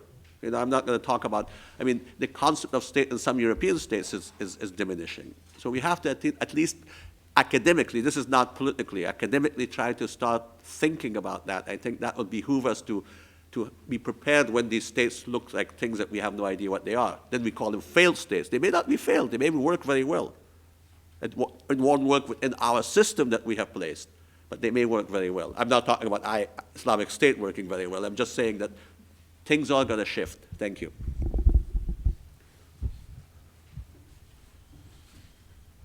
Okay, well, let me follow up with really in the same vein as the last question. Is there something that we could have done in Syria to avert the situation as it exists now? Again, missed opportunities is something you spoke about, Ken. Should we have insisted on a safe zone or a no-fly zone? And more importantly, what can we do now? In your Foreign Affairs article, you spoke about training moderate opposition to the Assad regime. I believe Chaz was indicating that he doesn't think that's a possibility. So could you elaborate on that? And again, other comments, please. Sure. Thank you, Tom. First, I'll start by saying that for several years I was actually quite ambivalent about what we should be doing in Syria, because on the one hand, what was going on in Syria is a tragedy, and I'm one of these humanitarian interventionists. And I believe that where the United States and the international community can intervene to save lives, we should. And it pained me deeply to see what was going on in Syria. By the same token, the United States doesn't have any particular interests in Syria. And so the hard-headed realist in me was basically saying, look, this is going to be a very big problem. This is going to be a very big deal. And it's not clear that it is necessary for us to do so. It's not clear that it is worth doing so. And the issue that I was watching this entire time was the question of spillover. Would the Syrian civil war affect other parts of the Middle East in such a way that it would begin to affect our interest? And I think that we got our answer on June 10th, where the spillover from Syria became so bad that it has now helped reignite civil war in Iraq. And I'm not suggesting that the problems of Iraq were caused by Syria, quite the contrary. For anyone who knows anything about what I've been writing over the years, those problems are entirely internal to Iraq, but there is no gainsaying the simple fact that it was a group that had abandoned Iraq, moved to Syria, was able to gestate in Syria, rebuild its strength, and then reinvade Iraq, that has brought Iraq to its current impasse. And so that leads me to conclude that, yes, the time has come, the United States should be taking a more active role in Syria. And I actually have a piece in the new Foreign Affairs, Tom, you'll be happy to know, that actually lays out in much greater detail what I've been talking about there. And what I have in mind in just a nutshell, but it really will have to wait until the Foreign Affairs piece comes out because it's a long argument and it requires a lot of historical detail to explain it, is in effect what we did with the Croats during the Bosnian Civil War in 1994. Nobody remembers this. Everyone believes that what brought us to Dayton was the NATO bombing campaign. It wasn't. What brought us to Dayton was a Croatian military that was able to defeat the Serbs. Okay? And this is the simple problem that we have in Syria right now. The two groups with the greatest military capacity are the jihadists and the regime. And as long as that is the case, they will continue to fight, and we will not want to support either of them. And so the question arises, as we did in Croatia, to a certain extent as we did in Iraq in 2007 to 2009, as we did actually in Vietnam from 1968 to 1972, could we build a conventional, nonpartisan Syrian military, one that is capable of defeating both the regime and the jihadists? I think the evidence available is, yes, we could. And I think that the problems that everyone has identified are important problems, but they are also not irremediable. And in fact, we have dealt with them in the past and done so effectively. And I've been able to do it without boots on the ground. It would require advisors. It would require more money than we are currently spending, although the $500 million is more than adequate to get this program well off the ground and well underway. And I'm not quite sure what they are doing with the $500 million if it's not what I'm talking about, an idea that I know that the Pentagon has been pushing for quite some time. But it is something that would require a greater commitment than what we've been doing so far. But it is also the only option out there that actually offers a way of solving the problems in Syria. Ambassador Freeman spoke of a diplomatic solution. The only way we get a diplomatic solution is when we change the calculus on the battlefield. Until that happens, they will continue to fight, and nothing our diplomats do is going to make any difference. So the question is, do we want to support one of the two loathsome groups currently battling in Syria, or do we want to build a new force, one that we could get behind, and help it to bring this to an end? We've done that before. I think we can do it again in Syria, and while it's not a great option, it's certainly the least bad. Yes, a realist would say we don't have national interest in Syria, but when Obama spoke about it, he said our national interest in Syria is how it impacts Syria's neighbors, our partners. Which is the spillover. Yeah. So, Chaz. I don't think it's useful, frankly, to go over what could have been done when it wasn't done. It's a little bit like raking over the Benghazi murder of our ambassador endlessly. What are we going to learn from that? Absolutely nothing. So I would say, however, since the question has been raised, the two things we did that brought us to this pass were first to say right at the outset, Assad not only must go, but will go. And that ended any possibility of a negotiated solution inside Syria because it told the opposition, the superpower will make sure that this bad leader is deposed. Assad overreacted himself, looking at the Arab uprisings and what had happened to Hosni Mubarak and to Ben Ali in Tunisia, and what seemed to be happening and did happen to Abdullah Saleh in Yemen and what was happening in Bahrain and so on. He looked at this and panicked, and he determined to nip the whole thing in the bud, and he used force. And that escalated the thing very quickly, especially because there were people happy to supply weapons to counter him. We made the mistake of believing that because Hosni Mubarak had been overthrown, with a little push, Assad would go.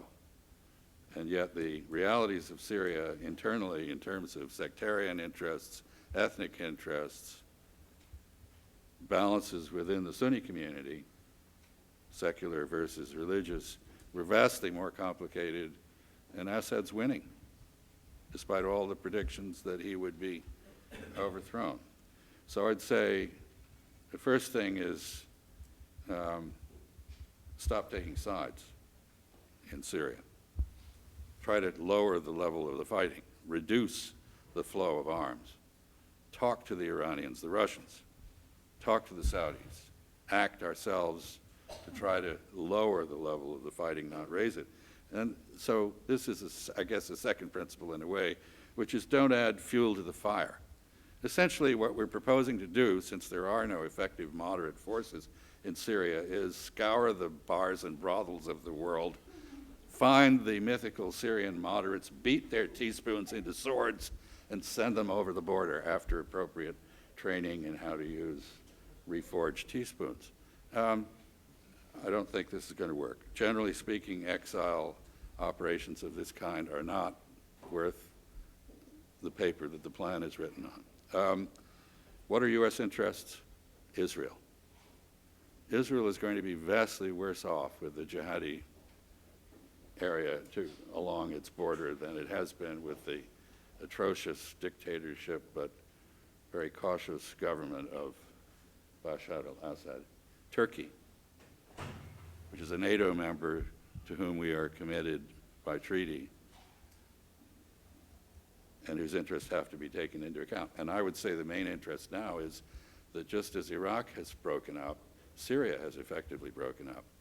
The Kurds have left and are associating themselves with the Kurds in Iraq, but are no longer under central control. Syria has broken into at least two other major parts, more than that actually. And I'm not sure, just to go back to Amin's point, that Syria ever was a state in the Western sense of the word, and certainly Mr. Sykes and Mr. Picot's creations are all falling apart under the impact of what's happened. Perhaps what is required to create a state is centralized patronage. If you are in Baghdad and you are handing out largesse to Kurds, they pay attention to you. But if you leave them alone to make their own separate arrangements with the Turks, they don't. And if you are in Damascus and you are handing out largesse, you are the sole source of well-being in the entire expanse of Syria, then people pay attention to you. But we have the example of Lebanon, which is a very weak state where the largesse is not controlled by the government, but by various factions, Hezbollah being the main one. And that seems to be the model that's emerging, which is one of statelets, states within states maybe, in the region. In any event, I think we should be very, very cautious. 160,000 Syrians have died. Does that count for nothing? Nobody's mentioned it. You know, there are 10 million Syrians displaced. There are 5 million Syrian kids who aren't getting an education. There are 9-year-old girls being sold into marriage because their parents can't save them any other way. Does this not count for something? I think it should. And especially because dealing with it is key to dealing with what the main problem is, which is the growth of Islamist extremism and its establishment of a territorial, secure area in which to plot further action. The change in name in ISIS from Iraq and Syria to the Islamic State was an indication of a global ambition. Of the 4 objectives that that group sets, hitting us here is right up at the top. We should be concerned. I don't think that state's going to last. I think it will fall of its own weight and its own abuses. And I think we should learn something from containment in that regard. George Kennan, 1946-47, argued that if we contained the Soviet Union, it would eventually fall under its own, it would fail of its own defects. ISIS, whatever it calls itself, will do the same. But I don't think we can imagine that the current state structures are going to be there much longer. It's not secure, not a secure assumption. Just as the humanitarian side, I'm actually 12% Syrian, so you know, but in the world right now, it matters when policy is affecting the crisis or not. So some of us do feel it, but it's not that. That's not the most important point, unfortunately. It's a reality, but it doesn't go through.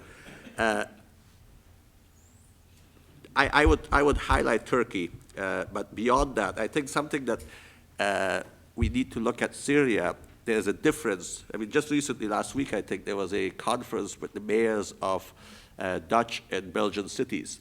There's a lot of people who carry the same passports that we do.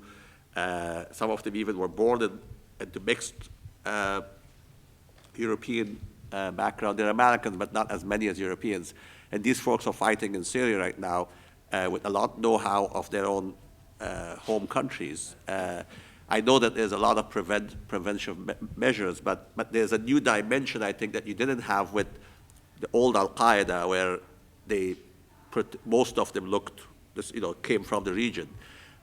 Here you have a dimension that at least Europeans are very, very worried about, that the blowback, if you would, of Syria coming back, whether or not this continues or not. If it continues, they go back and forth. If it doesn't continue, that they actually, come back and export, if you would, this ideology, or at least the destructiveness thereof, on the streets of whatever country they can. So that's another issue that it is, I don't think in the modern world we can be isolated. The last thing, I'll stop on that. And I agree with President Obama's approach on collective work. Syria is one where I know Russians are, I don't know what Russia is right now. I mean, look what's happening in Ukraine. But there is a collective approach. Turkey is very much affected. It's NATO, but there's other countries in the region that, or Europe, that may have to take a bit more of a slack. And that's where, again, leadership comes in, and how to bring these partners that are affected, maybe more so than we are directly.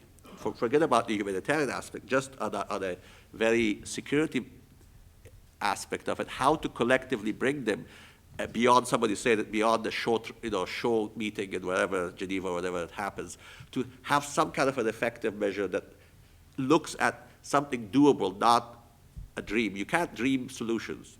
I think we have to be a bit realistic. Thank you. I'm not a member of the humanitarian industrial complex, and I think this has to be approached very, very realistically. I think Ken correctly said that what happens on the ground is the ultimate determinant of almost everything. I think we have the ability to affect that, but we don't have a political strategy for using the way we affect it. And I think, therefore, we need to confer with the neighbors, Yeah. And be prepared to act internationally, not to defer to particular Syrian factions. Just two quick points, one relevant to the mythical nature of the moderate Syrian opposition. The fact is, people and fighters move around.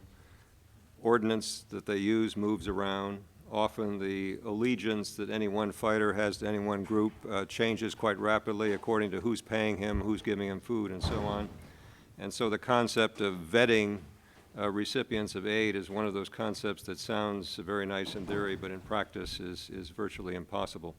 The other point concerns the backward looking at where all these things began, and I would just remind us that this feared group, now calling itself the Islamic State, began in Iraq as Al-Qaeda in Iraq, and it did not exist before we unleashed the forces that we did when we went in and started the war in 2003. The idea of moderate insurgents is a contradiction in terms. If they're moderates, they're not going to rebel. If they rebel, they're not going to be moderate.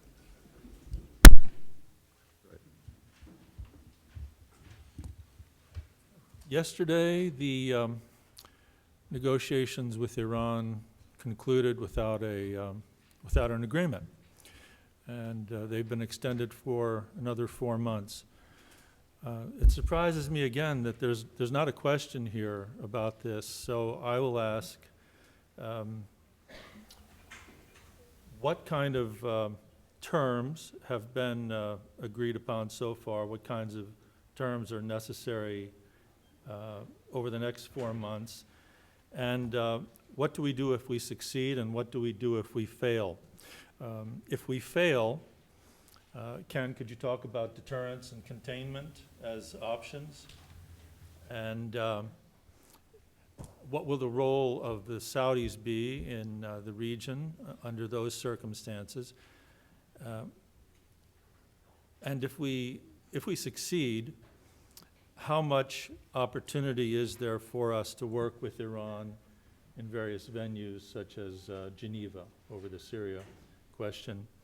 And how will other partners who have been our partners for a long time and who are concerned about our policies react to this new role that Iran might have? Anyone? I think the extension has something to do with the fact that we have an election November 4th. Perhaps I'm too cynical to bring that up. But we will have a changed circumstance, presumably, as a result of that election. and either more or less flexibility. It's always been hard for me to imagine whatever agreement might be reached with Iran surviving the Israel lobby and the Congress. So there is a connection whether we like it or not. It's the first observation. The second is that what seems to be at issue here is the quantity, the velocity of enrichment, not the centrifuges so much. We're focused on centrifuges, but it's the amount of enrichment that those centrifuges or other more modern centrifuges do that's really the bone of contention, with Iran wanting to increase its enrichment activity to fuel the reactor that the Russians are supposed to fuel, but which Iran doesn't trust them to fuel, and are demanding that they decrease enrichment. And a second related issue is what the term of any agreement would be.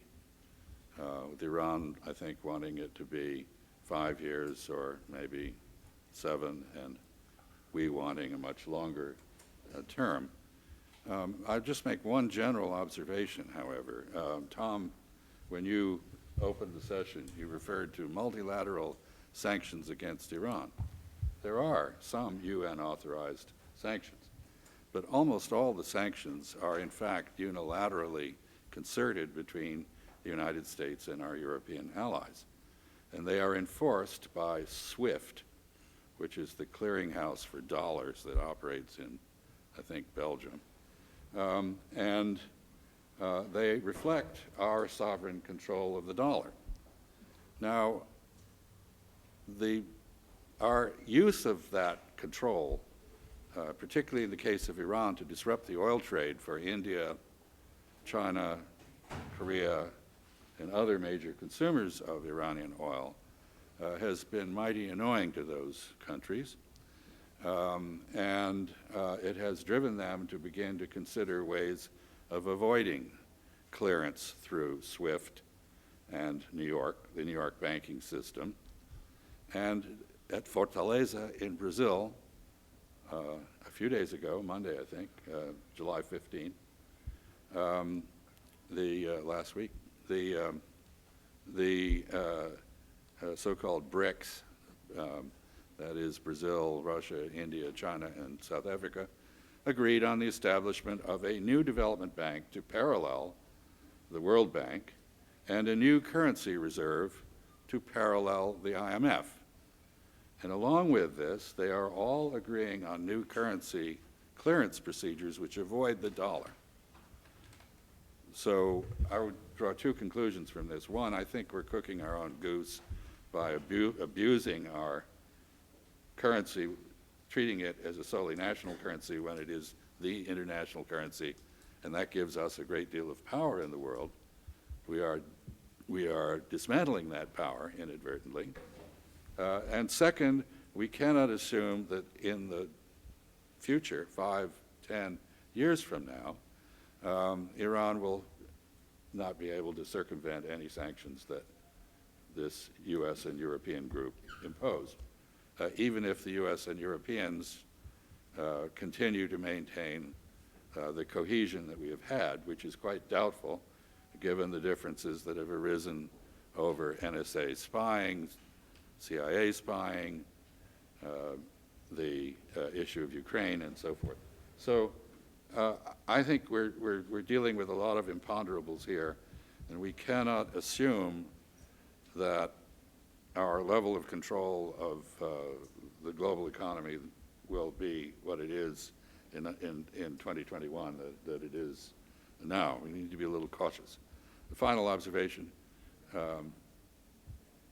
Iran may or may not have a nuclear weapons program. Our intelligence people say that it doesn't. It's clearly building the capability, like Japan has, to go nuclear. I don't think that's stoppable. So the question is how to deal with it.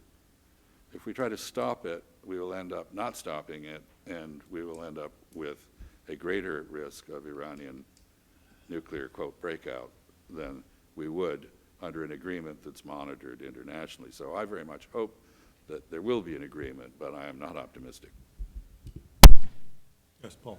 Let me comment a little more directly on the negotiations themselves. What Chaz mentioned with regard to the November timeframe and how Congress works into that has been mentioned before, the idea that the lame duck session after an election but before a possible Republican majority in the Senate might be the best time.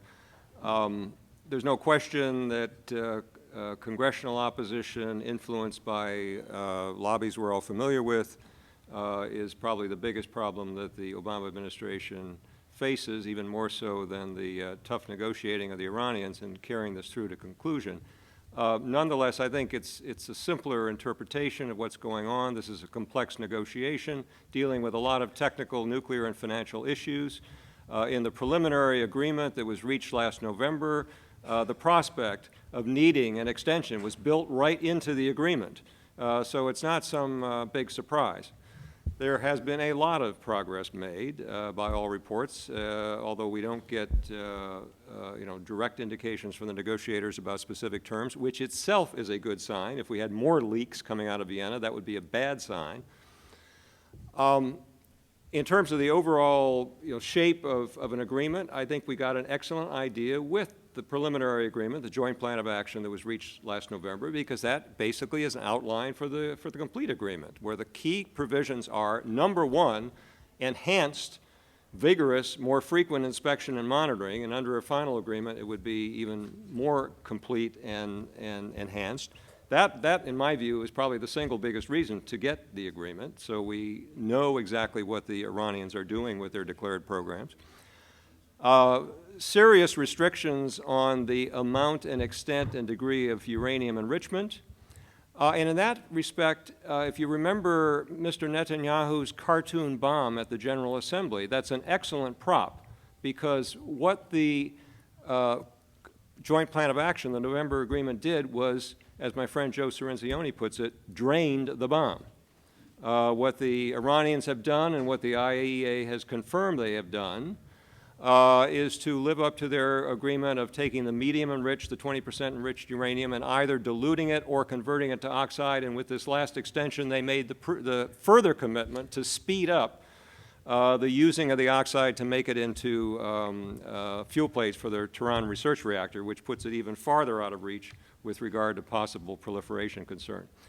There have also been formulas that have been addressed the plutonium route with regard to the Iraq reactor, which appears to involve just some redesign that makes it far, far less of an effective plutonium producer. So we've got the outline right there. The fact that we do have that outline, and that's more than just an outline, it's been an agreement that has been observed by both sides over these last 6 months, is a bit of a further challenge for the Obama administration in selling a final agreement, because to put it quite bluntly, we got the better side of the deal last November. We got the key provisions that drains Bibi's bomb. And in return, the Iranians got middling, minor sanctions relief, airplane parts, petrochemicals, trade in gold, and a small fraction, access to a very small fraction of their frozen assets overseas. All the big debilitating sanctions with regard to banking and oil are still firmly in place. And as a anonymous but presumed Treasury Department briefer put it when they were briefing the reporters in Vienna Friday night, put it, we will come down like a ton of bricks, as they have always been coming down like a ton of bricks on anyone who deems to think it possible to violate the sanctions. So Iran is still hurting economically. And I think that where the challenge comes in is, to the extent that more concessions need to be made to reach the final deal, in some sense we're going to have to make at least as many of those as the Iranians, because they've already made the big ones, and we have not made the big one. We have not made the big one in terms of sanctions relief. One last comment in terms of how Congress fits into this, which is why it might not be a matter of the administration trying to fine-tune it so we end during the lame duck period. I expect the administration and its P5+1 partners will still be holding out for a fairly extended transitional period in which the sanctions would be relieved only gradually, and that the administration, even without the congressional opposition, would be looking for a formula for sanctions relief in which over the first year or two, it would be only the sorts of things that the President could take through executive action. And it would only be later on, as the agreement is upheld, if it is upheld by the Iranians as well as our side, that the greater sanctions relief that the Iranians crave would come into effect, and then at some point Congress is going to have to act. But it doesn't have to be in the first few months. I agree with everything that Paul said. I want to address the other question, if I could. What if my pessimism is unjustified and we do get an agreement? What could we do with Iran? One issue we're going to have to deal with in the future is Afghanistan. We will not be there forever, and Iran will always have a border with Afghanistan. In the past, we were able to work with Iran quite effectively to keep the lid on in Afghanistan. And I think we're going to have to do that again. I think there is a possibility. I think that if we have an improved relationship with Iran and we are adroit in the manner in which we exploit that, we can help to dampen the sectarian war in the Middle East by helping to broker a better relationship between Riyadh and Tehran. In a sense, that relationship has become so bad in part because of our perceived enablement of Riyadh. We are the backer, security guarantor for Riyadh. That allows them to do things that they might otherwise not risk, very much as Israel does. And I think we could play a more constructive role if we had a relationship with Iran that enabled us to do that. It might also help to find some resolution of the internal civil strife in Bahrain, where we have an important naval headquarters and a long-standing relationship that we want to preserve. But I think we would find other issues as well. The major thing probably is if the jihadistan that now exists does not collapse of its own defects, we're going to need Iran's help to deal with it. Yes. I'm not going to go into the nuclear issue because it's been talked about. The two aspects that I think I just want to put down there. One has to do with, we talk about Saudi Arabia benefiting, that there's an aspect of oil that I think we need to put out on the table. If Iran were to become a normal state tomorrow, not a U.S.-friendly state, normal like any other country or U.S.-friendly for that matter, first and foremost, my view is Russia will never allow that.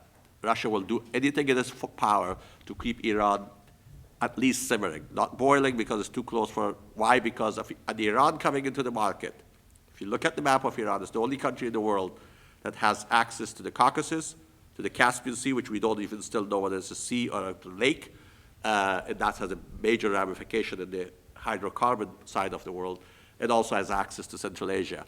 And also, if Iran were to come into the normal sea, U.S. or other Western states can revamp their pipelines, which exist but need a lot of repair. They don't have to go through the Hormuz choke point. They can go straight into Chabahar, into the Gulf of Oman, Arabian Sea, out. That breaks Russia's monopoly over oil and gas, which is east-west. There will be a north-south way. I personally do not believe under any circumstances Mr. Putin will allow that. So whenever we think about Iran, we have to think about this aspect that is absolutely very important. Therefore, I don't think Russia will play game. They always play back and forth. And they know how to play this game, and they have played it for a long time. That's one aspect. So we have to look at it. Number two is Saudi Arabia. If Iran were to come, this scenario that I just said, somehow Russia was satisfied with half of Ukraine or maybe a few other countries here and there, they said, okay, we let this go. At that point, Saudi Arabia is one of the most important aspects, is not the amount of oil we get from Saudi Arabia, but Saudi Arabia's power, exclusive power, unique power to control the markets. There's no other country in the world that can balance the market of oil and gas should there be a crisis or if there's a natural disaster or any other disaster. They are the only country who can actually augment a certain amount. It's a top Saudi secret how much they can put into the market. But this allows Saudi Arabia to get away with a lot of things that they are. Not the amount of oil. Everybody talks about 4% of proven reserves. It is how the market is manipulated. And this is incredible. That doesn't matter. We have fracking or not. The world economy depends on this ability. There's only 2 countries in the world can change that. One was Iraq, it didn't work. Some of those who, if you remember the good old days that we wanted to go to Iraq, one of the ideas was that Iraq comes in intact, a nice guy comes in, Mr. Whoever, and then they sell Iraqi oil and the world will be nice and democracy will take over the Middle East. One reason was to break this impasse of one country controlling oil and gas market. The second country, and the most important country after Saudi Arabia is Iran. A normal Iran coming into the market breaks that Saudi monopoly. Forget about Shia-Sunni issue. This will make these 2 countries at odds. So if we want to think about the future, we have to, I'm not saying it's impossible. I am an optimist. Actually, I don't want to quote a Marxist, but I will. I quote Gramsci. I'm a pessimist because of my intellect and an optimist because of my will. However, but the question here we have to look at is if you want to go forward, these are the big things. It's not, the nuclear issue is itself very complicated, but the day after, Russia is very important, and Saudi Arabia, it's not just Shia-Sunni. Thank you. Yes. I think that raises several important issues. The United States has essentially destroyed Iraq as a balancer for Iran, leaving our forces as the only means at present of balancing Iran. Hence, we are stuck in the Gulf. That is a very uncomfortable position, not only for us, but for our Gulf Arab friends. I could see in the future, precisely because of the historic hostility or tension between Russia and Iran, and perhaps adding in the oil factor, that if we didn't have the Syrian issue as an irritant, Russia would be a big factor in the Gulf Arab strategy for balancing Iran, because it's in the rear on the other side of the Caspian. That's the first point. Second point is Iran and Saudi Arabia have always been at odds in OPEC on price. The reason is Iran has a finite supply of oil. It has, by the way, since the revolution, grossly mismanaged its reservoirs, its oil reservoirs, damaged them. Its potential to stimulate production is limited. Saudi Arabia has always wanted to strike a balance between a price that's high enough to finance the Saudi state and the welfare system that it provides, on the one hand, and not so high as to kill demand for oil. This contradiction is going to continue regardless, but I'm not optimistic that Iran will add much to the global oil supply. It has, by the way, lost half its exports as a result of the sanctions, which have really hurt. That is a factor to be brought in mind. And the final point is there's actually another country that is disturbing the global oil market, and that's the United States, which has used fracking for tight oil and shale gas to very good effect. I think that is probably a very limited phenomenon, maybe 10 or 15 years. But at the moment, at least, it's a very, very important factor in the global oil market. Incidentally, Saudi Arabia has huge potential in these areas too. We're talking about a very different world in the future. Perhaps Iran does, we don't know. We're talking about a very different energy world looking down the road than the one that we have been accustomed to. Leaving this question of oil aside, the Saudi Arabians and the UAE and their neighbors view Iran's agenda in the region as inimical to theirs. And they've been expressing concern about our policies for some time, and in fact are concerned that in pursuit of a nuclear agreement with Iran, we are going to acquiesce in the expansion of Iran's influence in the region. So is there something we can do to ease that concern for them, anticipating possible success with Iran in these talks? And secondly, their role will be quite important if there is no agreement with Iran, because then we have to go to deterrence and containment, and that is where we will be basing, and already are basing, forces, and we will have to convince them that we're willing to use them. So, Ken, maybe you could comment. Sure, Tom. I will say on the last point, that's the piece of containment that has me least concerned, because if we don't have an agreement, I think the Gulf states are going to be very frightened of Iran, and they're going to want us very much there. But I think there are other aspects of it that are worth talking about. So let me touch on a few of those. And I think why your question is important is because we need to recognize that even if we fail to get an agreement with Iran, it doesn't mean that the negotiations have to stop. Okay? They may take a very different form, though. They may take an indirect form. They may take an informal form. And they can be both cooperative and antagonistic if necessary.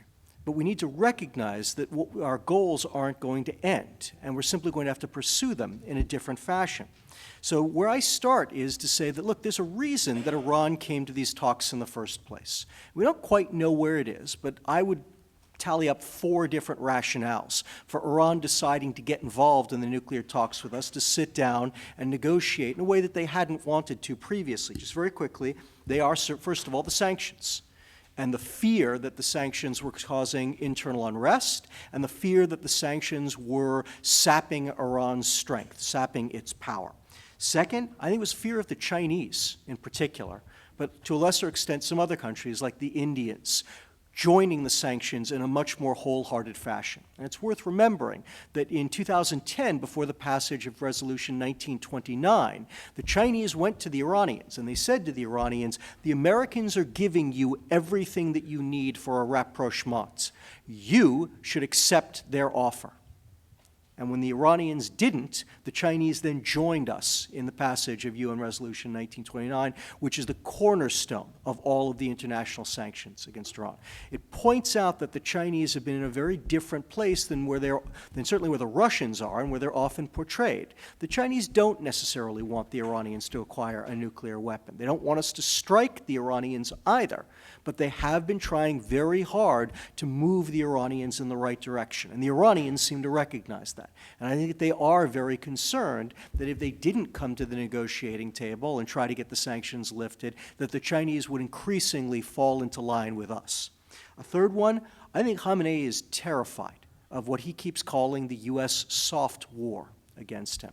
He believes, several members of the panel have pointed out, that the U.S. is out to get him.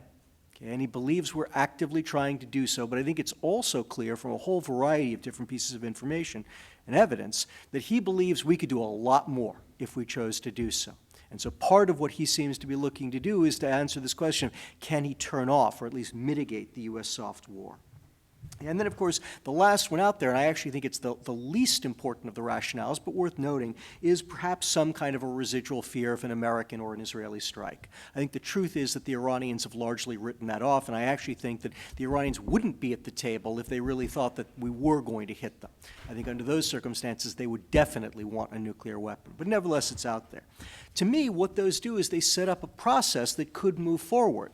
Things that we would need to keep in place, things that we might want to try to employ in a negotiation, even if an indirect one with the Iranians moving forward. Because we should remember, even if the negotiations break down, the president's red line is still there. And you know what? It's the right one. We don't want the Iranians to have a nuclear weapon.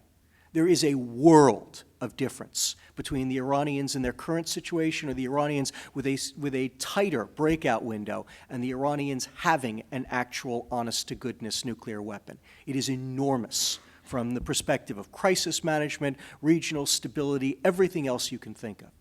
So that's where we need to really focus our efforts. Even if we don't get the deal, can we keep the Iranians from crossing that red line? And again, those different interests, those reasons that brought the Iranians to the table create both things that we might offer to the Iranians and things that we might use to threaten the Iranians should they choose to cross those lines.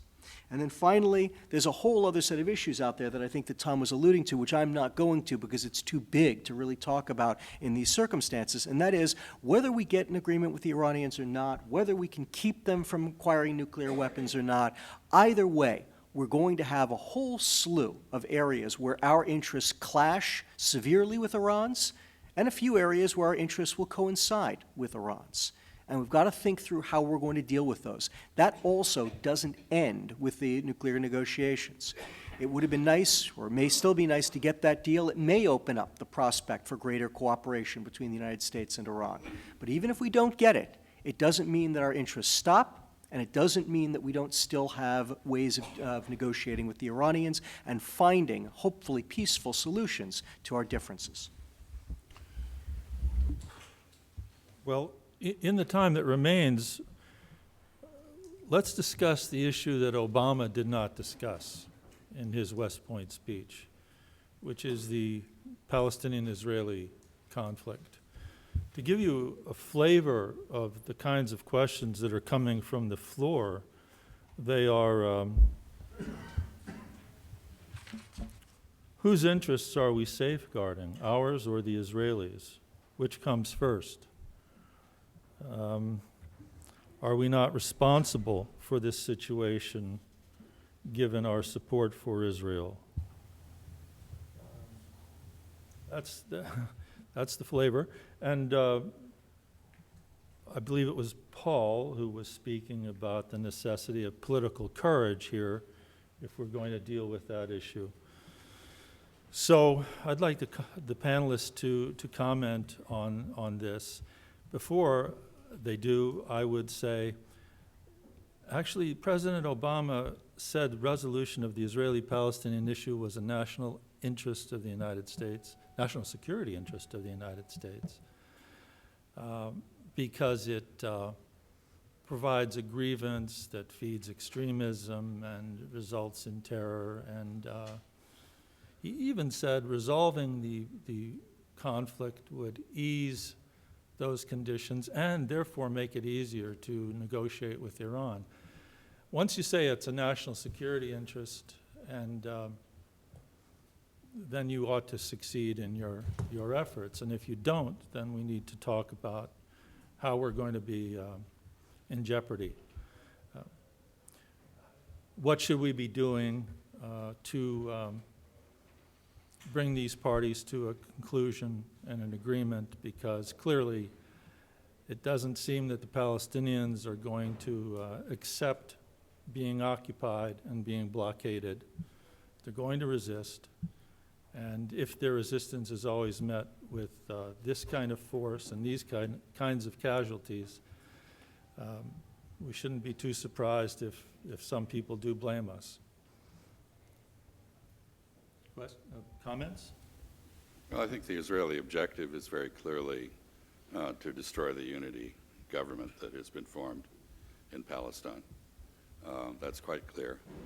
The sequence of events began with the murder of 3 young Jewish boys. Incidentally, responsibility for that was taken by the Islamic State.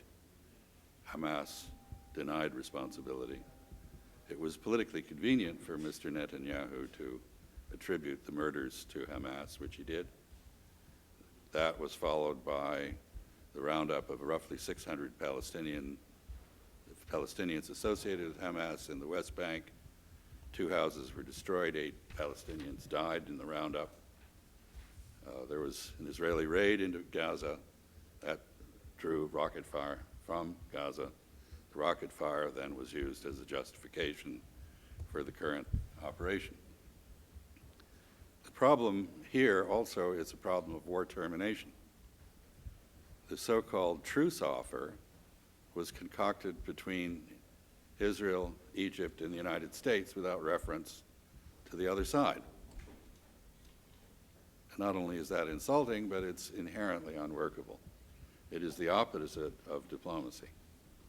Mr. Kerry is in Egypt, or has been, talking to whom we don't know, because talking to the Egyptians, who are the enemies of the people in Gaza now, is not going to do a damn thing.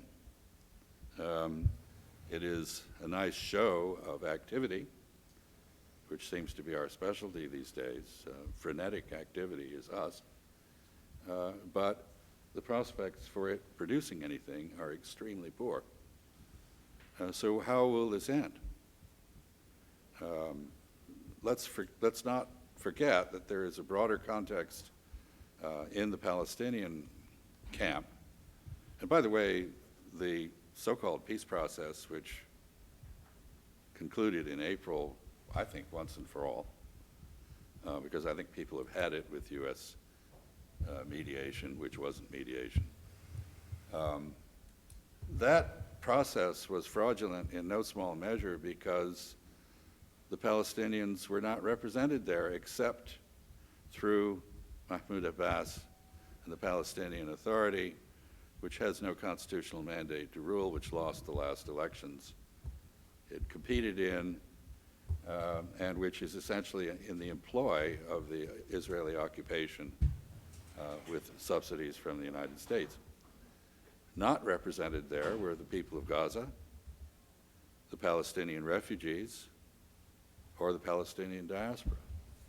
There's a basic rule of negotiation, which is that if you wish to achieve a result that is worth anything, those with the capacity to wreck the result, as well as those who must sign on to it, have to agree, or at least be neutralized. That condition was not even considered. So I don't know how all this ends, but the broader context is that the Palestinians as a whole are moving toward lawfare, the use of international law, international organizations, to put the squeeze on Israel, the International Court of Justice, other instrumentalities, and I might add, they are not bound any more than the BRICS have turned out to be by existing organizations. They can call ad hoc conferences and organize boycotts, sanctions, and disinvestment without reference to the United Nations. So I think we're headed into a period in which our defense of Israel, which I'm sure we will continue to mount, is going to become considerably more difficult. And there will be no resolution of the issues on the ground in the foreseeable future.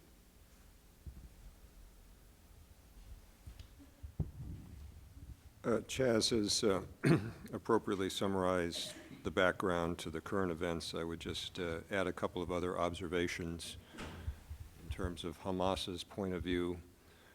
Hamas had been observing the ceasefire that was negotiated after the last, now lesser round of violence in November 2012. They continued to observe it, even though there were some incidents initiated by the Israelis along the border. It was after the kidnappings and murders and the Israeli response, which included, besides forceful action along the Gaza border, which involved some bloodshed, it also included the wholesale rounding up of the usual Hamas suspects, numbering in the hundreds, a number of whom were the ones who had just been released not all that long ago in the deal that freed Corporal Shalit. And so this was seen as a direct reneging of the deal, certainly in the absence of any evidence of Hamas responsibility. But this whole issue, of course, is so huge that the larger problem involves those issues of political courage that have been around with us for several administrations and several decades. But I would just make one other point, again, putting on my hat as an old counterterrorist official, and you alluded to it, Tom, in terms of the President's remarks.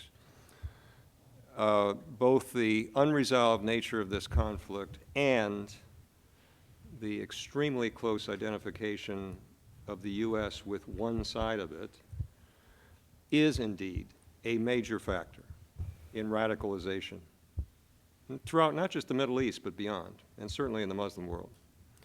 One often hears in response to that the straw man kind of argument that, well, even if we resolve this, this wouldn't clean up all those other problems in the Middle East. And there still would be a whole host of other reasons why people become radicals. That's, of course, true. It does not refute the fact that this issue has been a biggie. And if you look at the statements of captured terrorists who have been interrogated, as well as the propaganda that reflects their calculation as to where they can most appeal for support, this is the thing that comes up again and again and again and again. And until that's changed, we have a major factor stoking anti-U.S. radicalization. Just to add to that one thought, 9/11, if you read the statement by the perpetrators, this issue, Israel-Palestine, contrary to the mythology, was very prominently cited as motivating that. So it is not the case that this is a trivial matter, or as Ken began this session, that it can be downgraded in importance and ignored. It cannot be.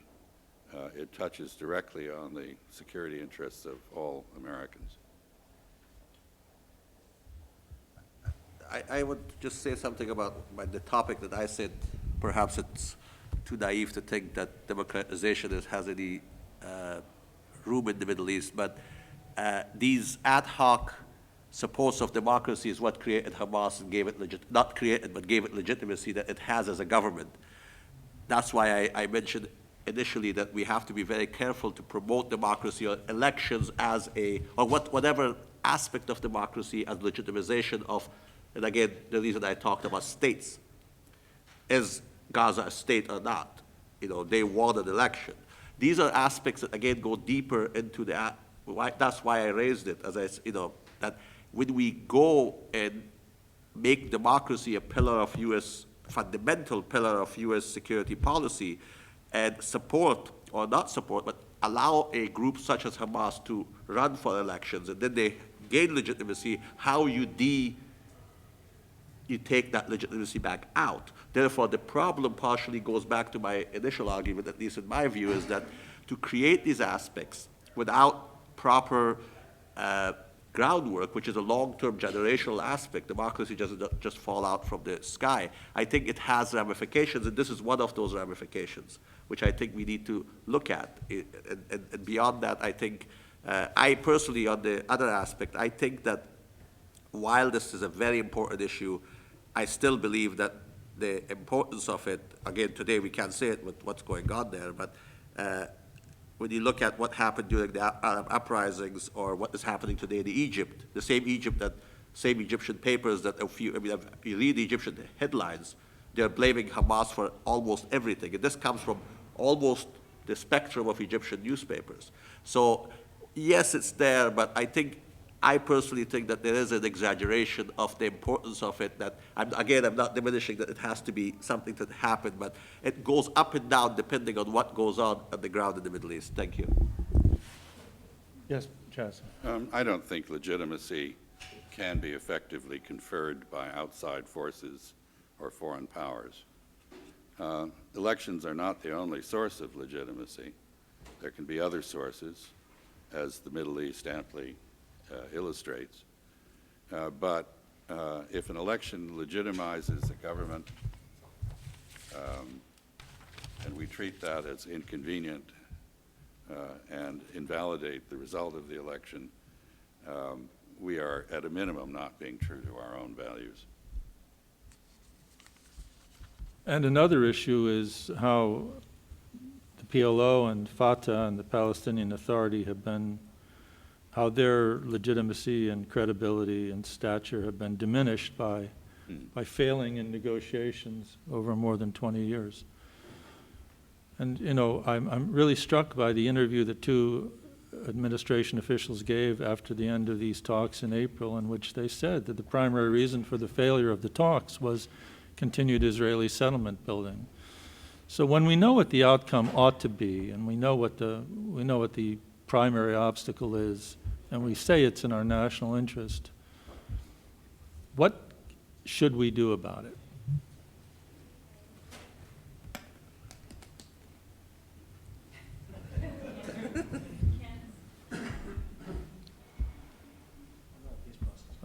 I think Chaz covered that in his prepared remarks with regard to what's not only in U.S. interest, but what's in Israeli interest. Long-term Israeli interest in terms of the Jewish state living in peace and prosperity forever. What the current course doesn't do it. Precisely. Well, we just heard from 4 very experienced people, and I want to thank all of them. And I also thank you for coming. Please visit our website, www.mepc.org. If you want to watch this video in a day or two, or videos of our previous conferences, or read articles from the journal. Thank you very much for coming.